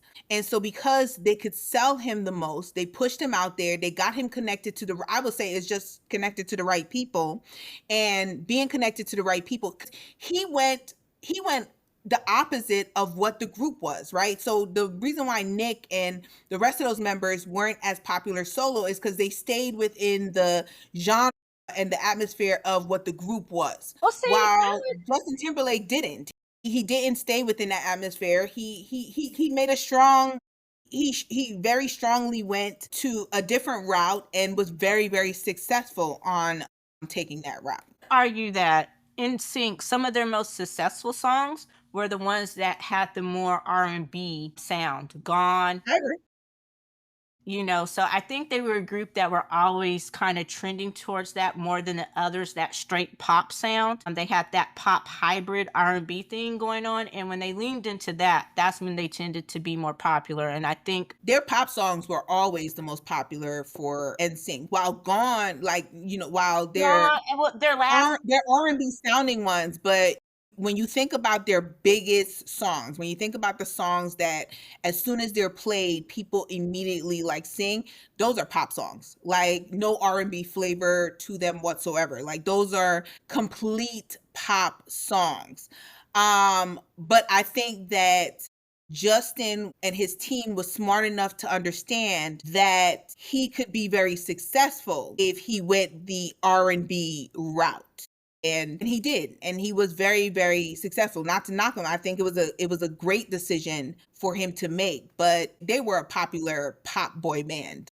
And well, okay. And I think that was, and I guess to piggyback off of that, I think the reason why he was able to make that transition so much more easily is because I think in sync out of the thousands, 98 degrees, even though 98 degrees probably had more of the most traditional and better singers, pure singers, I guess, or sound of all the groups. I think in sync, they're the ones that resonate the most with the Black audience that probably had that crossover. Does that make They did. sense?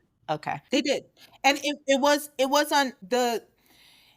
on Justin. We looked at Justin and That's a he cute always little white boy with that curly yeah. hair. And he always said that he was fully influenced by Black musical artists, right? Like And from the Memphis very and beginning. church and all that kind of stuff. Yeah, he talked about that his influence on what he loved most, he always named Black artists. You do that, we gonna pay attention to you.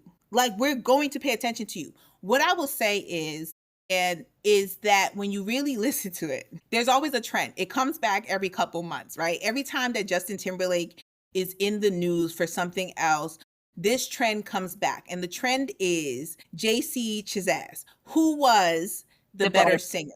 He was the better singer. And the song always come back that he did with Black. And that song that he did with Black, where he had that swag to him, he was talking about his Timberland boots and his gangster appeal. And we were like, gangster, JC, like, what you talking about? But it works because his voice, like, it's crazy to me on how he was never as popular as Justin when he should have been as popular, because if anybody had a voice for R&B, It was him. it was JC. Like, JC had a voice for R&B. He was a stronger singer, which means that he could carry a note better than Justin Timberlake could. Okay. And so them coming back together, while I think I would love it, I think that there's two sides to it. Part of them says that, Justin doesn't want to do it, right? Because he doesn't need them. And so he's not going to do it until he actually needs them. And there's also people who say that JC keeps saying no as well. He doesn't want to do it either. Like, he does appearances here and there, but he doesn't want to do it either. And they say one thing is because as more of the conversation happens about who was the stronger singer and who should have been the star of the group, it's kind of like, why am I going to do this in order to be your background singer? Because you are the more popular member. And I can outshine you, definitely, because there are instances where his voice outshines Justin. But at the end of the day, they're going to be pushed into the background of the Justin Timberlake show.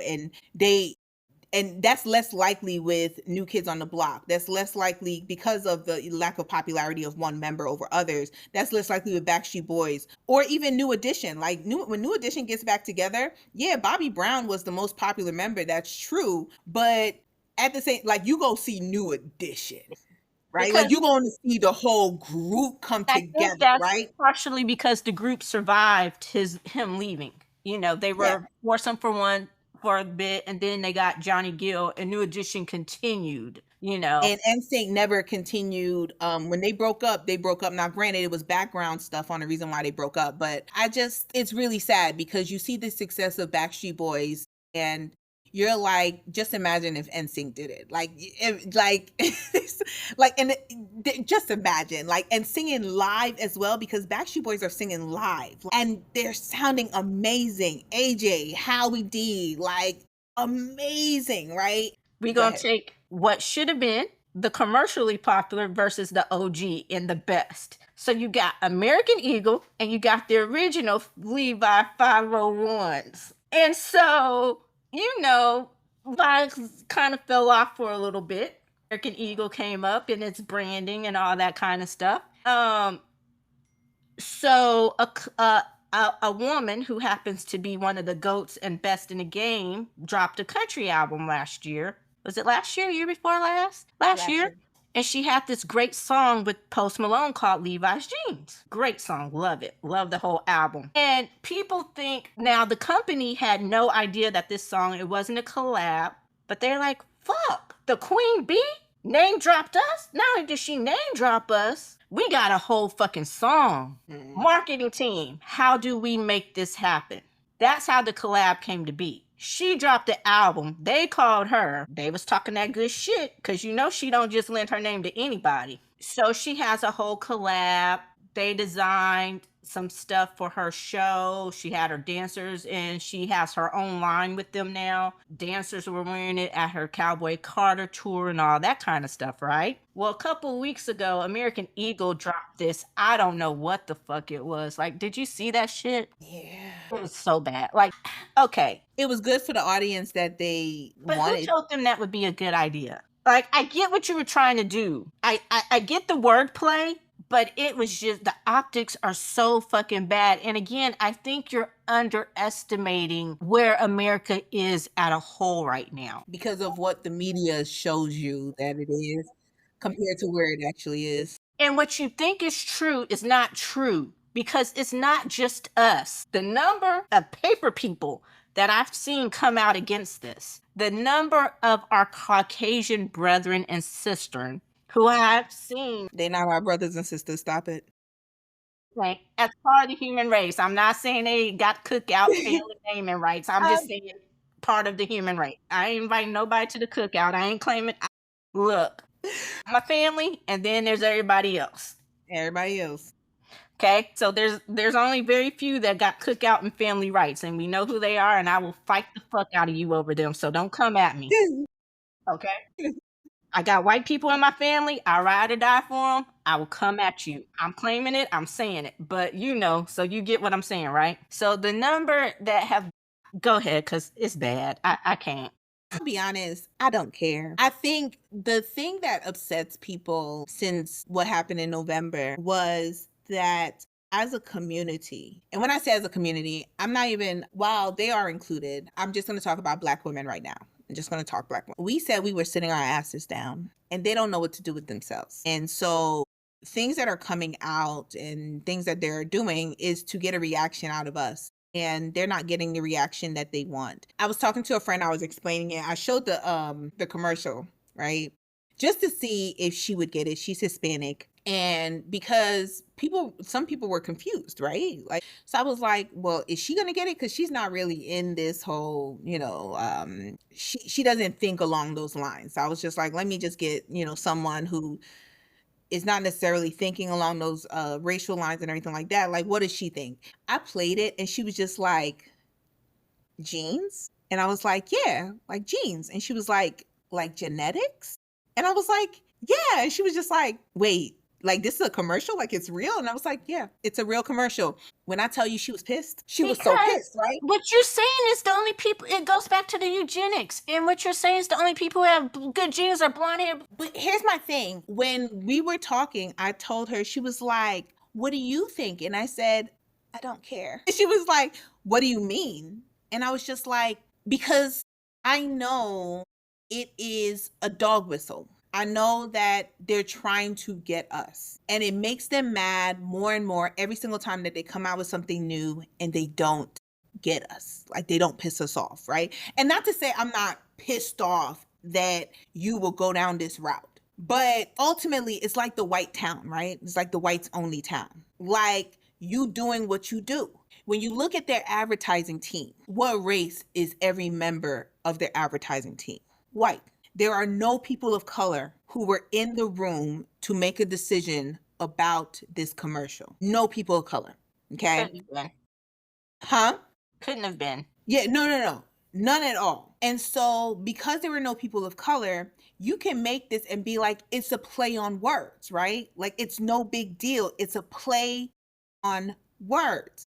And I get the play on words. I just think that they don't put the same emphasis on the evilness of eugenics that everybody else does. I get the play on words. I do. I think we all get the play on words. It's not the play on words, it's the message. Well, no, but that's what I'm saying. Like the message is the message that they were putting out there. And I think that they hit the audience that they wanted to hit. I agree with you that I think they don't realize where the country is as a whole, because if you pay attention to the media tells us we're one way as a country. But when you actually really get into it and you really look at you actually read news articles or you get into, what are they talking about on social media? Because that says a lot, right? That's the reason why they want to control it so much. So what are they actually talking about on social media?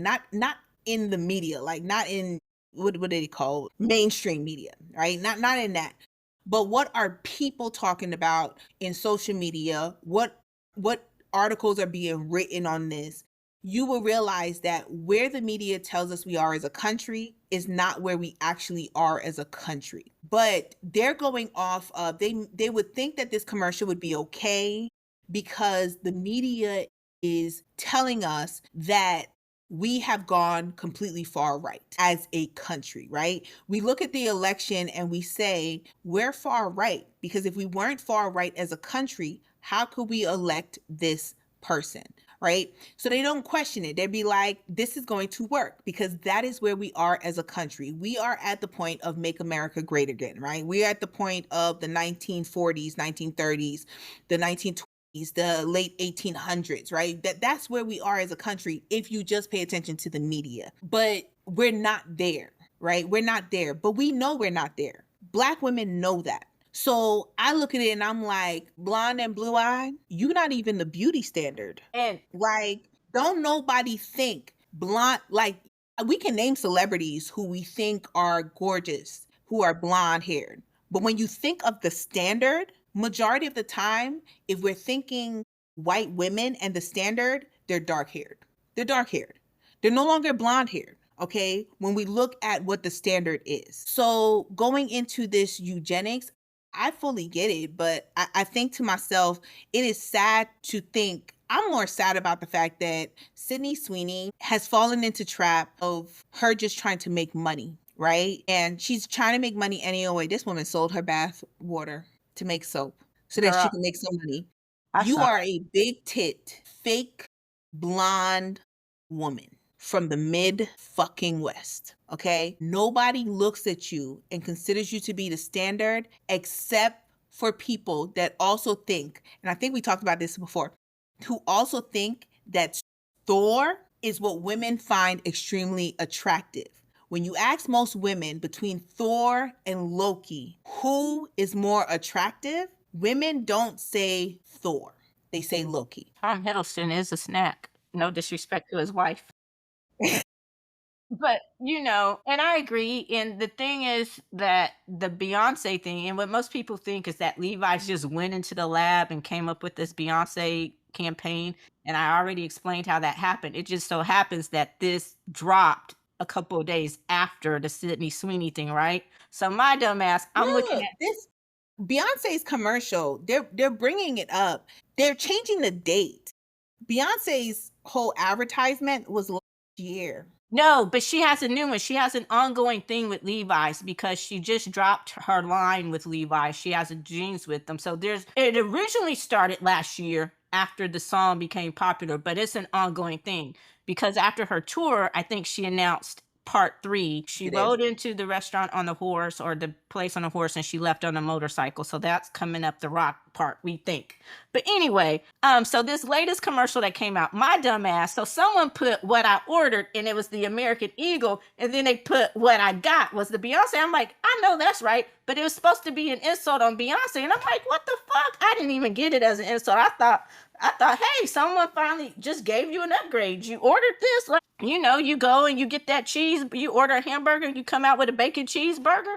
You order fries, but you get onion rings? That's my dumb ass was. I didn't know you was. I was like, you bad at the insult game, bruh. But anyway, so I'm with you. I really didn't care until I paid attention. I'm like, just more bullshit. Like it. I don't shop at American Eagle anyway, but I definitely not gonna shop there. It's like We you're not we gonna. we don't. We don't. Like, yes, you'll see people. I'm not saying nobody, that none of us do, but that is not Granted, our store. I haven't shopped in American Eagle since I was in my 20s. Like, I can't tell you the last time I've been in American Eagle. Didn't I've even seen, know it was truly a thing. Like, how do you you get the know, money to pay for her? But did you maybe see the they bought. Dunkin' Donuts commercial? No, I haven't. What was it? Oh, okay, I need you to look up. Do you watch The Summer I Turned Pretty? Okay, great, fantastic. Because I watched one season and I said, never the fuck again will they catch me. So in the show, there is, and I will just say, he's gorgeous, beautiful, right? I believe he's Australian, I think. And so he plays in The Summer I Turned Pretty. He became very, very popular because of how good looking he is. He has pretty eyes, curly hair, One of the that. brothers, the youngest Yes, brother. it is the cute brother. Yes, the younger brother who's actually the cute one because I don't consider the older one to be cute. And so he became very popular. Part of his popularity was because he's so good looking, right? Like, they played off of that. And then you find out he's basically MAGA without being American, right? Like, full on, like he reposts very, very conservative MAGA like tweets and everything like that. You find that out. And so I was like, oh, thank goodness I kind of gave up on the show after season 1. And so season 2, I only watched the clips of a side character, a side couple that I was like, oh, I just want to see if they get together or not. But I refused to watch it, and now it's in its third season. So anyway, he did a Dunkin' Donuts commercial. Gosh. If you look it up, it's like Dunkin' Donuts. I believe his name is Dave, but I'm not sure. Somewhere I turned pretty, but anyway, and it was basically like he checked. It's like kind of like saying like I checked my jeans and realized that I'm king of the summer, right? Because it's a play off of. It's like they did a play on words, right? Mhm. But there was a connection to jeans. Now, the crazy thing is, these two companies did not work together. There wasn't necessarily a connection between Dunkin' Donuts and American Eagles, but they both come out with a similar like idea, right? Like not even the same advertising company. And how he says it, they're like, wait, what? Like, are we doing part two of genetics? Is this genetics part two? 200 and so it was a thing as well, and people thought it was hilarious because Dunkin' Donuts is based in Massachusetts, and so they were like, oh, so you based in Massachusetts and you coming out with this nonsense? And they were like, no, it's just a play on words, but it's the words that they use and how he said it. Like you gotta watch it, but how he says it, you immediately is like it makes you pull back a little bit, and it gives you the same feel as the American Eagle one with Sydney Sweeney. And then it just makes it worse because I just remember the fact that that's his idea, right? Like he's very conservative, he's very MAGA. And so he retweets that. So I'm just like, oh my gosh, like why do these people feel like this is a thing? Like why? And then you get your ass beat and you want to cry victim. Well, speaking of jeans, and I'm gonna use this play on right since we were talking about jeans. Let's talk about the Sanders jeans. That's a good gene pool. I like that. Um, I like that. That so was really good. Papa Sanders, Prime, Coach Prime, earlier this year in the spring said he would not be participating in spring ball. And everyone who knows him knows that he's very involved with his football program at Colorado. So that was a surprise. And it turns out he was battling bladder cancer. So he says he's cancer free, does not have a bladder. But they're taking care of that. And so shout out to Coach Prime. May you recover. You continue to have a good recovery. But part of the reason why I bring that up is just, to I hate saying thoughts and prayers, but delivering sincerest prayers in hopes that he continues to remain cancer free. There's a video of Carucci at his bedside, so it was like, is that his new woman? But anyway, and then all the shit people were saying about that, but that's not why I bring it up. He's back, he's healthy, good deal. Shadeur. So we talked about this, gosh, I don't think we did, just in regular conversation, but how he Yeah. fell during the draft and stuff like that, we don't have to rehash that. And so there have been talk all throughout training camp and OTAs and rookie camps and all that he really was the real deal, that he was balling out of control. And I don't think he got enough respect as a quarterback at Colorado because of his dad. Most people thought he was just the nepo baby getting the job, right? So, but low key, even all of his haters had to admit that he was doing pretty well in the camps and stuff like that. Well, Cleveland has 50-11 quarterbacks, and they had paid, I forgot who was going to be the starter. So they announced before camp that he wasn't going to be the starter, but the dude who was supposed to be the starter got hurt. So, Was it Gabriel? huh? Was it Gabriel, the one they just drafted? I think so. Because I'm they not only have four. They only have four. So, and I know Deshaun isn't playing. He's just collecting his money. That's And the Joe worst deal in sports. was just he just there for moral support. Was it Flacco? Until No, it wasn't Flacco, but yeah, so it must have been Gabriel, which is the third one. yeah, so I was like, and I'm not gonna tell you I'm a Cleveland Browns fan.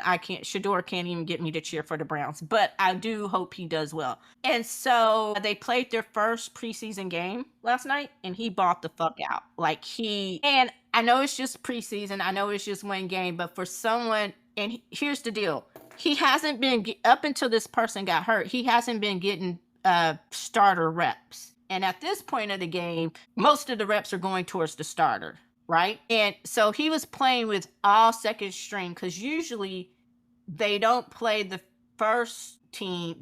The only game and during preseason that most of the starters play and play the majority of the game is the third game. Okay. That's when they feel like they've had enough time. That's the one that's simulated the most like a real NFL game. They don't generally play them the fourth game because they don't want them to get hurt before the season. And then the other games, they come in and out, maybe play a quarter, a couple of snaps here or there, especially the starters and the big stars. So last night's game, thank you. Welcome back, football. I missed you. But last night's game, it was him and he was playing with all the second team people, the second team offensive line, second team receivers, like the whole second team. And I must say, and again, it's preseason, I know, first game, but they looked really well. And he looked like he could be starting on any team. So I just hope that he continues to progress as a pro. I hope that he continues to make them eat crow. Those of you out there who think the boy is going to be any less swaggy than he is, you obviously don't know who the fuck his daddy is. Y'all might not remember Prime from his prime, but he came from cocky jeans. He's going to have cocky jeans. Deion Sanders has always been a cocky motherfucker, and I expect nothing less of his sons. They actually handle the media pretty well, considering, but it's all in the genes. I think what people forget is that their mother is no less cocky as well. She was the She may not model, right? yeah, like she may not have a name necessarily have the same name for herself as Deion Sanders, but how they co-parented, they say, plays a huge role in the fact that they know who they are and they know their worth. And you're Their not gonna mom is tell Pilar, right? I forget what her first I forgot her name. I forgot what her first name I is. But think it their sounds mom is familiar Pilar. though. It actually sounds familiar. So it may be that's what their mom's name is. But the co-parenting they say is a huge part of the reason why they know their worth and they know you can't tell them that they're worth less than what they are and why he's like I know how good I am and you're not going to tell me less. I think it's also funny that I say it every single time we have an episode. I don't watch sports. Every single time. I do not. But I love to listen to the commentary of it from women. I love listening to women who discuss sports. I follow a lot of them because they make it interesting. Men always sound like they're know-it-alls. And the women never do. But so when I listen to the commentary and I watch clips because I just can't get through a full game, it's just not entertaining to me. They talked about how the owner of the Browns hates the fact that they drafted Shadeur Sanders. Like, hates it. Doesn't want him to be successful. He doesn't want him to do better than what they think he should. Because it'll prove them wrong, right? It proves the whole league wrong, which I think they've already understood that it backfired on them on how they treated him ultimately. But I'm cheering for him. I don't follow the Browns. If I had to pick a team, I'm embarrassed to say which team I pick, so I'm not gonna say it. But if I Browns had to is pick a not the team, Cowboys. it is the Cowboys. Look. That Okay, old decrepit fart, he trying to get rid of their best play. I hate and that's the reason why I'm embarrassed because when I tell you I hate Jerry Jones, I cannot stand that old decrepit man.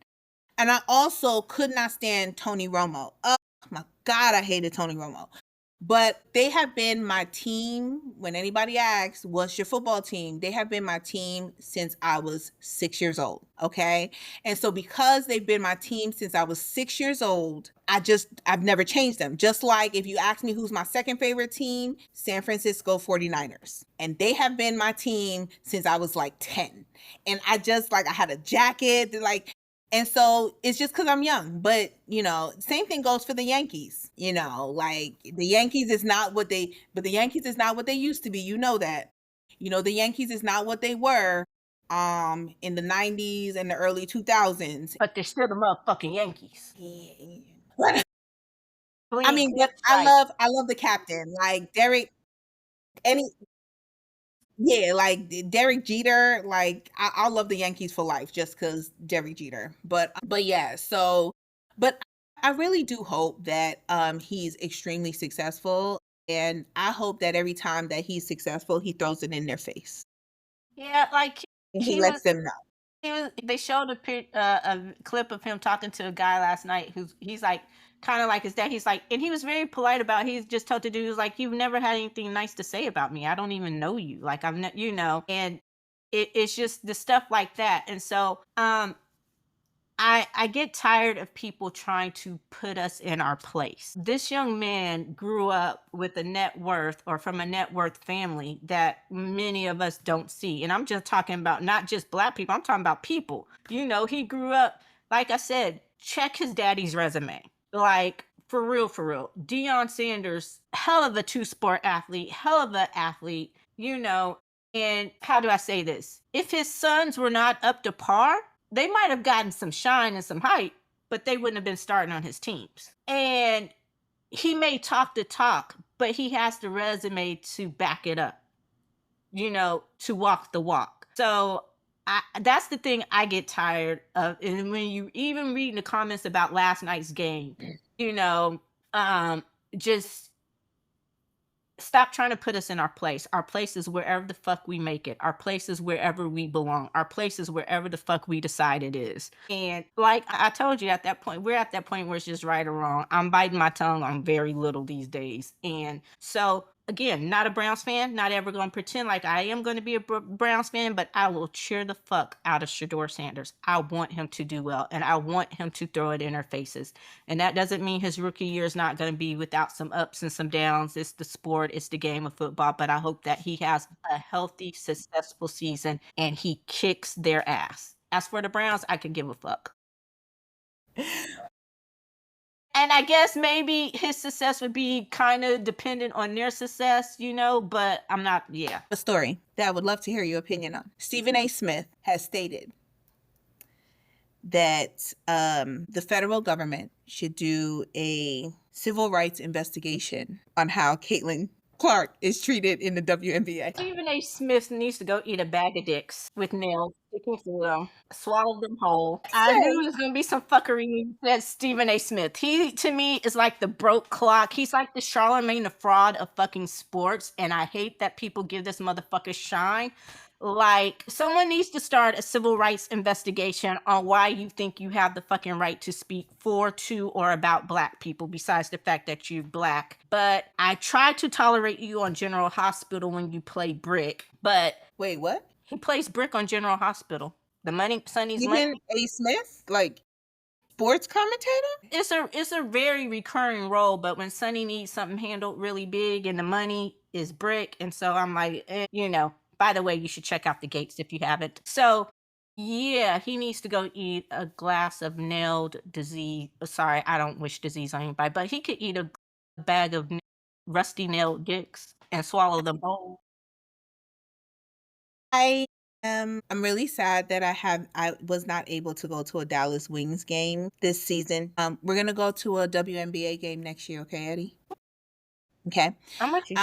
Although my favorite player is no longer on the Wings. Dejanay Carrington has been traded from the Wings. I'm really upset. I'm really sad about that. Maybe she'll get on one of the who's next? I think Philadelphia? The expansion. I think Serena's team. It's funny. Serena Williams is going to be a co-owner of the WNBA team in Toronto. Really? Yes. So, the Toronto rapper, I'm sure, will have a lot to say about that as he continues to crash the fuck out all over the world. Okay, I gotta look into that, but because they're gonna have to start seeing how they're gonna form that team and who's gonna be on those, just like they did with the Valkyrie that's had a phenomenal season. Yeah. But yeah, I thought it was hilarious. I was just like, she's getting hurt the same way everybody else is getting hurt, and she hasn't even been like body shot. Like Angel Reese took a to the neck. Even like Paige Beckers has, she's been dropped as well. She gives as good as she gets. That's my girl. Like nobody can't talk nothing about Paige Beckers. Like, that's my girl. But I just thought it was funny because I was just like, once again, and I will just say this, while it's sad, I'm like, Caitlin, can you reclaim your name and your image and your brand and stop having these people use your brand for evil? Because they continuously use her brand for just I'll say, and negativity. And I'm like, she's I've said it before and I'll say it again. She's a hell of a player. She's one of those, as a true sports fan, lover or hater, you can't take her game away from her. So as a sports fan, I am a fan of her game, but I'm not particularly a fan of hers, if that makes sense. I it am is. happy to see that the Fever have continued to play well, even though I'm not a Fever fan. I do love Aaliyah Boston. I am happy to see that they've continued to play well and be successful in her absence, if that makes sense. It proves that one person is not bigger than a team in this case, and it's not bigger than a sport. No matter how you make it. Yes. Would they probably be better up there with the Lynx if she had been playing the whole time? Yes, because the girl's a hell of a player. But as far as everything else, I will say, especially when you're aware of what happens, I get the part about you trying to keep it to a level of professional and you don't want to get down in the weeds and all this shit. But it becomes a point where silence is complicity. And when you are fully aware of just how much this is being corrupted around your name, if I'm making sense, you continually being silent about it. I'm not saying you have to address it every time because you would be all, it could take away, but it becomes a point where the silence is complicity. And so I can't say one way or the other what her beliefs is, why she doesn't speak out more, why she doesn't say anything, but I will just continue to say that it gets to a point where silence becomes complicity and it can be viewed upon that way. And I think it becomes more polarizing to where you have more people who are against you than they are for you, because when it matters, you don't speak up. You don't, and again, you don't have to address every single thing, but when it matters, you don't speak up. When it matters, you see Paige Becker speaking up. You can look at some of her interviews and see where she is. Does that mean she addresses every single fucking thing? No, it doesn't. But when it matters, she said what she said and she will back up what she said and she will continue to say what she has to say. You know what I'm saying? You don't hear rumors about how a lot of her teammates, maybe there aren't questions about why her teammates don't, certain ones of her teammates don't seem to have her back in certain instances. You know what I'm saying? So again, is she a hell of a player? Yes.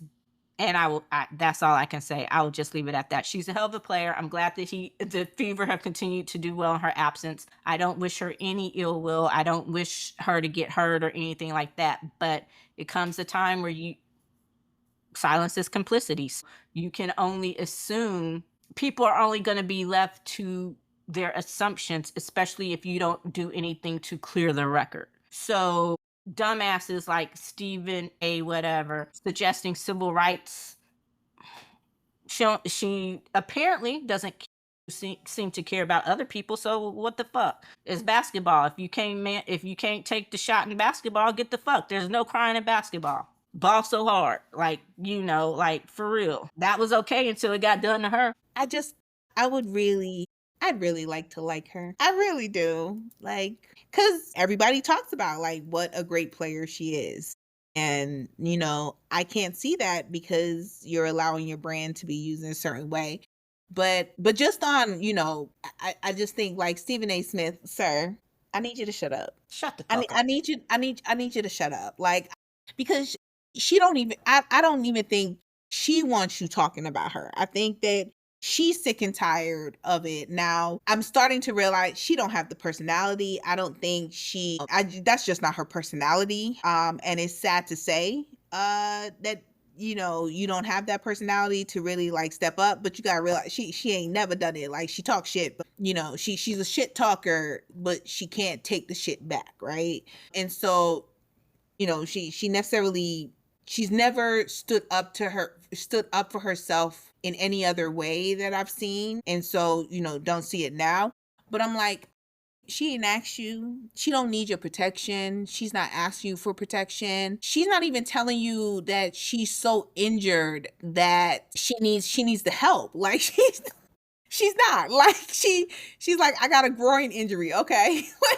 like I'm gonna be okay. Like, I'm gonna come back like stronger than ever. Like, so I'm gonna need you to sit all the way down, The right? Like she's NBA not is trying to saying get people to stop throwing dildos on the floor. They ain't worried about Caitlin, Clark's, groin, okay? They want people to stop throwing dildos on the I'm like, "And why y'all wasting good toys?" Let me stop. Anyway, so on that note, no. Eddie, on that note, I think we've hit all of the points. Just one final one. Kelly Clarkson, rest in peace, her ex-husband, father of her children.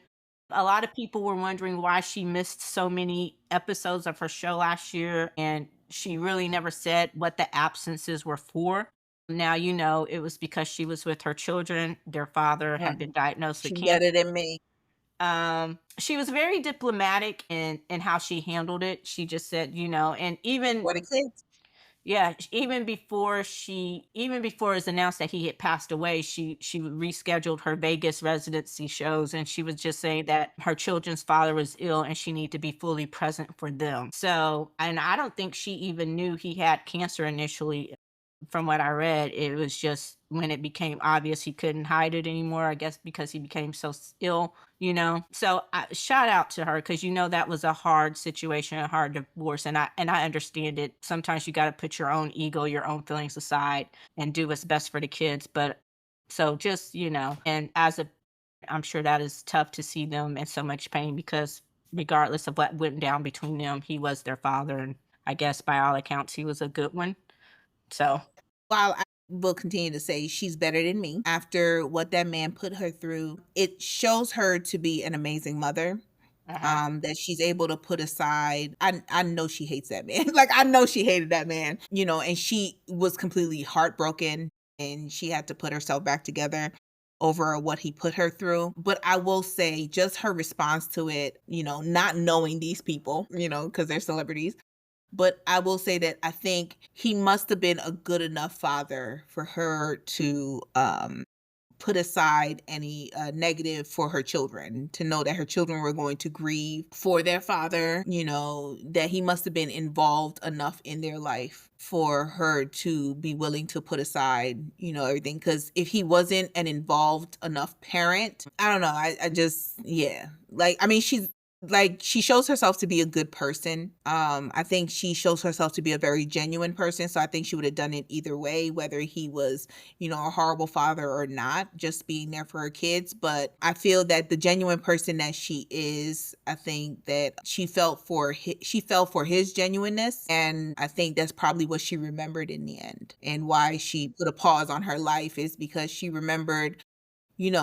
how he got her and not necessarily like how he lost her, I guess, if that makes any sense. But, sadness, and I hope she gets better. I'm gonna be honest, I'm that type of person where I don't have anything to say towards him. I don't care if you are gone, but, just hope that she heals Yeah, I mean, whatever emotions that her and her children are feeling. I hope that they're able to, like, heal and just, make it through and till the end. Just like if another, death was ever announced, fuck you. um, But I think that's the big one I feel for everyone is her waiting and for for. her family.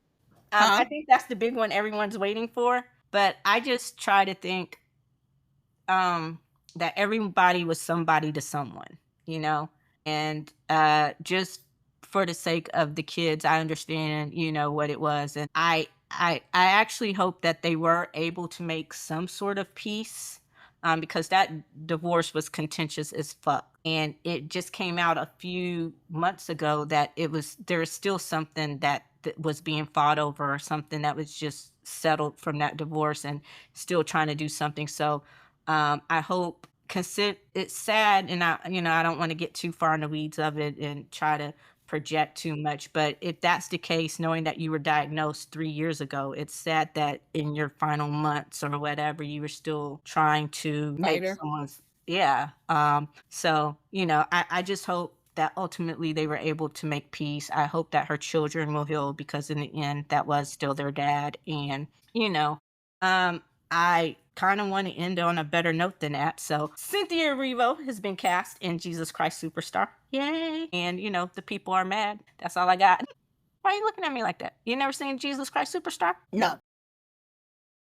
But yeah, they mad because, she Adam Lambert played the role before, so I guess they went from the gay to the black. Well, Adam Lambert's in it too. Yeah, so, you know. But they're mad because they think that it is, I think, like a movie or something like that. They're doing it at a Hollywood Bowl, and anyone who doesn't know, like Hollywood Bowl is the same place that you remember. What's her name? Northwest performed as the Lion King. That was at the Hollywood Bowl, okay, where she performed as the Lion King, right? If you saw that before. See, that's a good note. That's a good note. I'm sorry. I'm sorry. Let me stop She's a laughing. It's not child. funny. It's She not. is a child who get My the bad. You're genes, right. You're right. who did not get the musical genes, but she You're is a right. child. You're right. You're right. But so it's at the Hollywood Bowl. But when people saw Hollywood, they thought it was Hollywood. And so they're up in arms because this thing is Hollywood making a Jesus movie. And they were like, how dare you have a Jesus movie where a Jesus may be played by a woman? And then you got Adam Lambert with his gay self. Because we talking about literacy levels. I told you your stupidity is no longer my concern. Stop making it. It's not my Well, problem. what did you say? What is the slogan? What is the slogan, Eddie? Your ignorance is not my. Your mediocrity is not Yeah. my problem. Your mediocrity is not my problem. Your So that's mediocrity, your ultimately ignorance. So we're gonna end it on that one because we're gonna have to cut this one up into a two-parter, but for sure. But so thank you for joining us as always. Before you get us burnt roasting for talking about a child's talent level, but she's a child. That will do it for this episode of The Wind Down. I'm Eddie. and I'm Tammy. Until next time. Bye. Peace.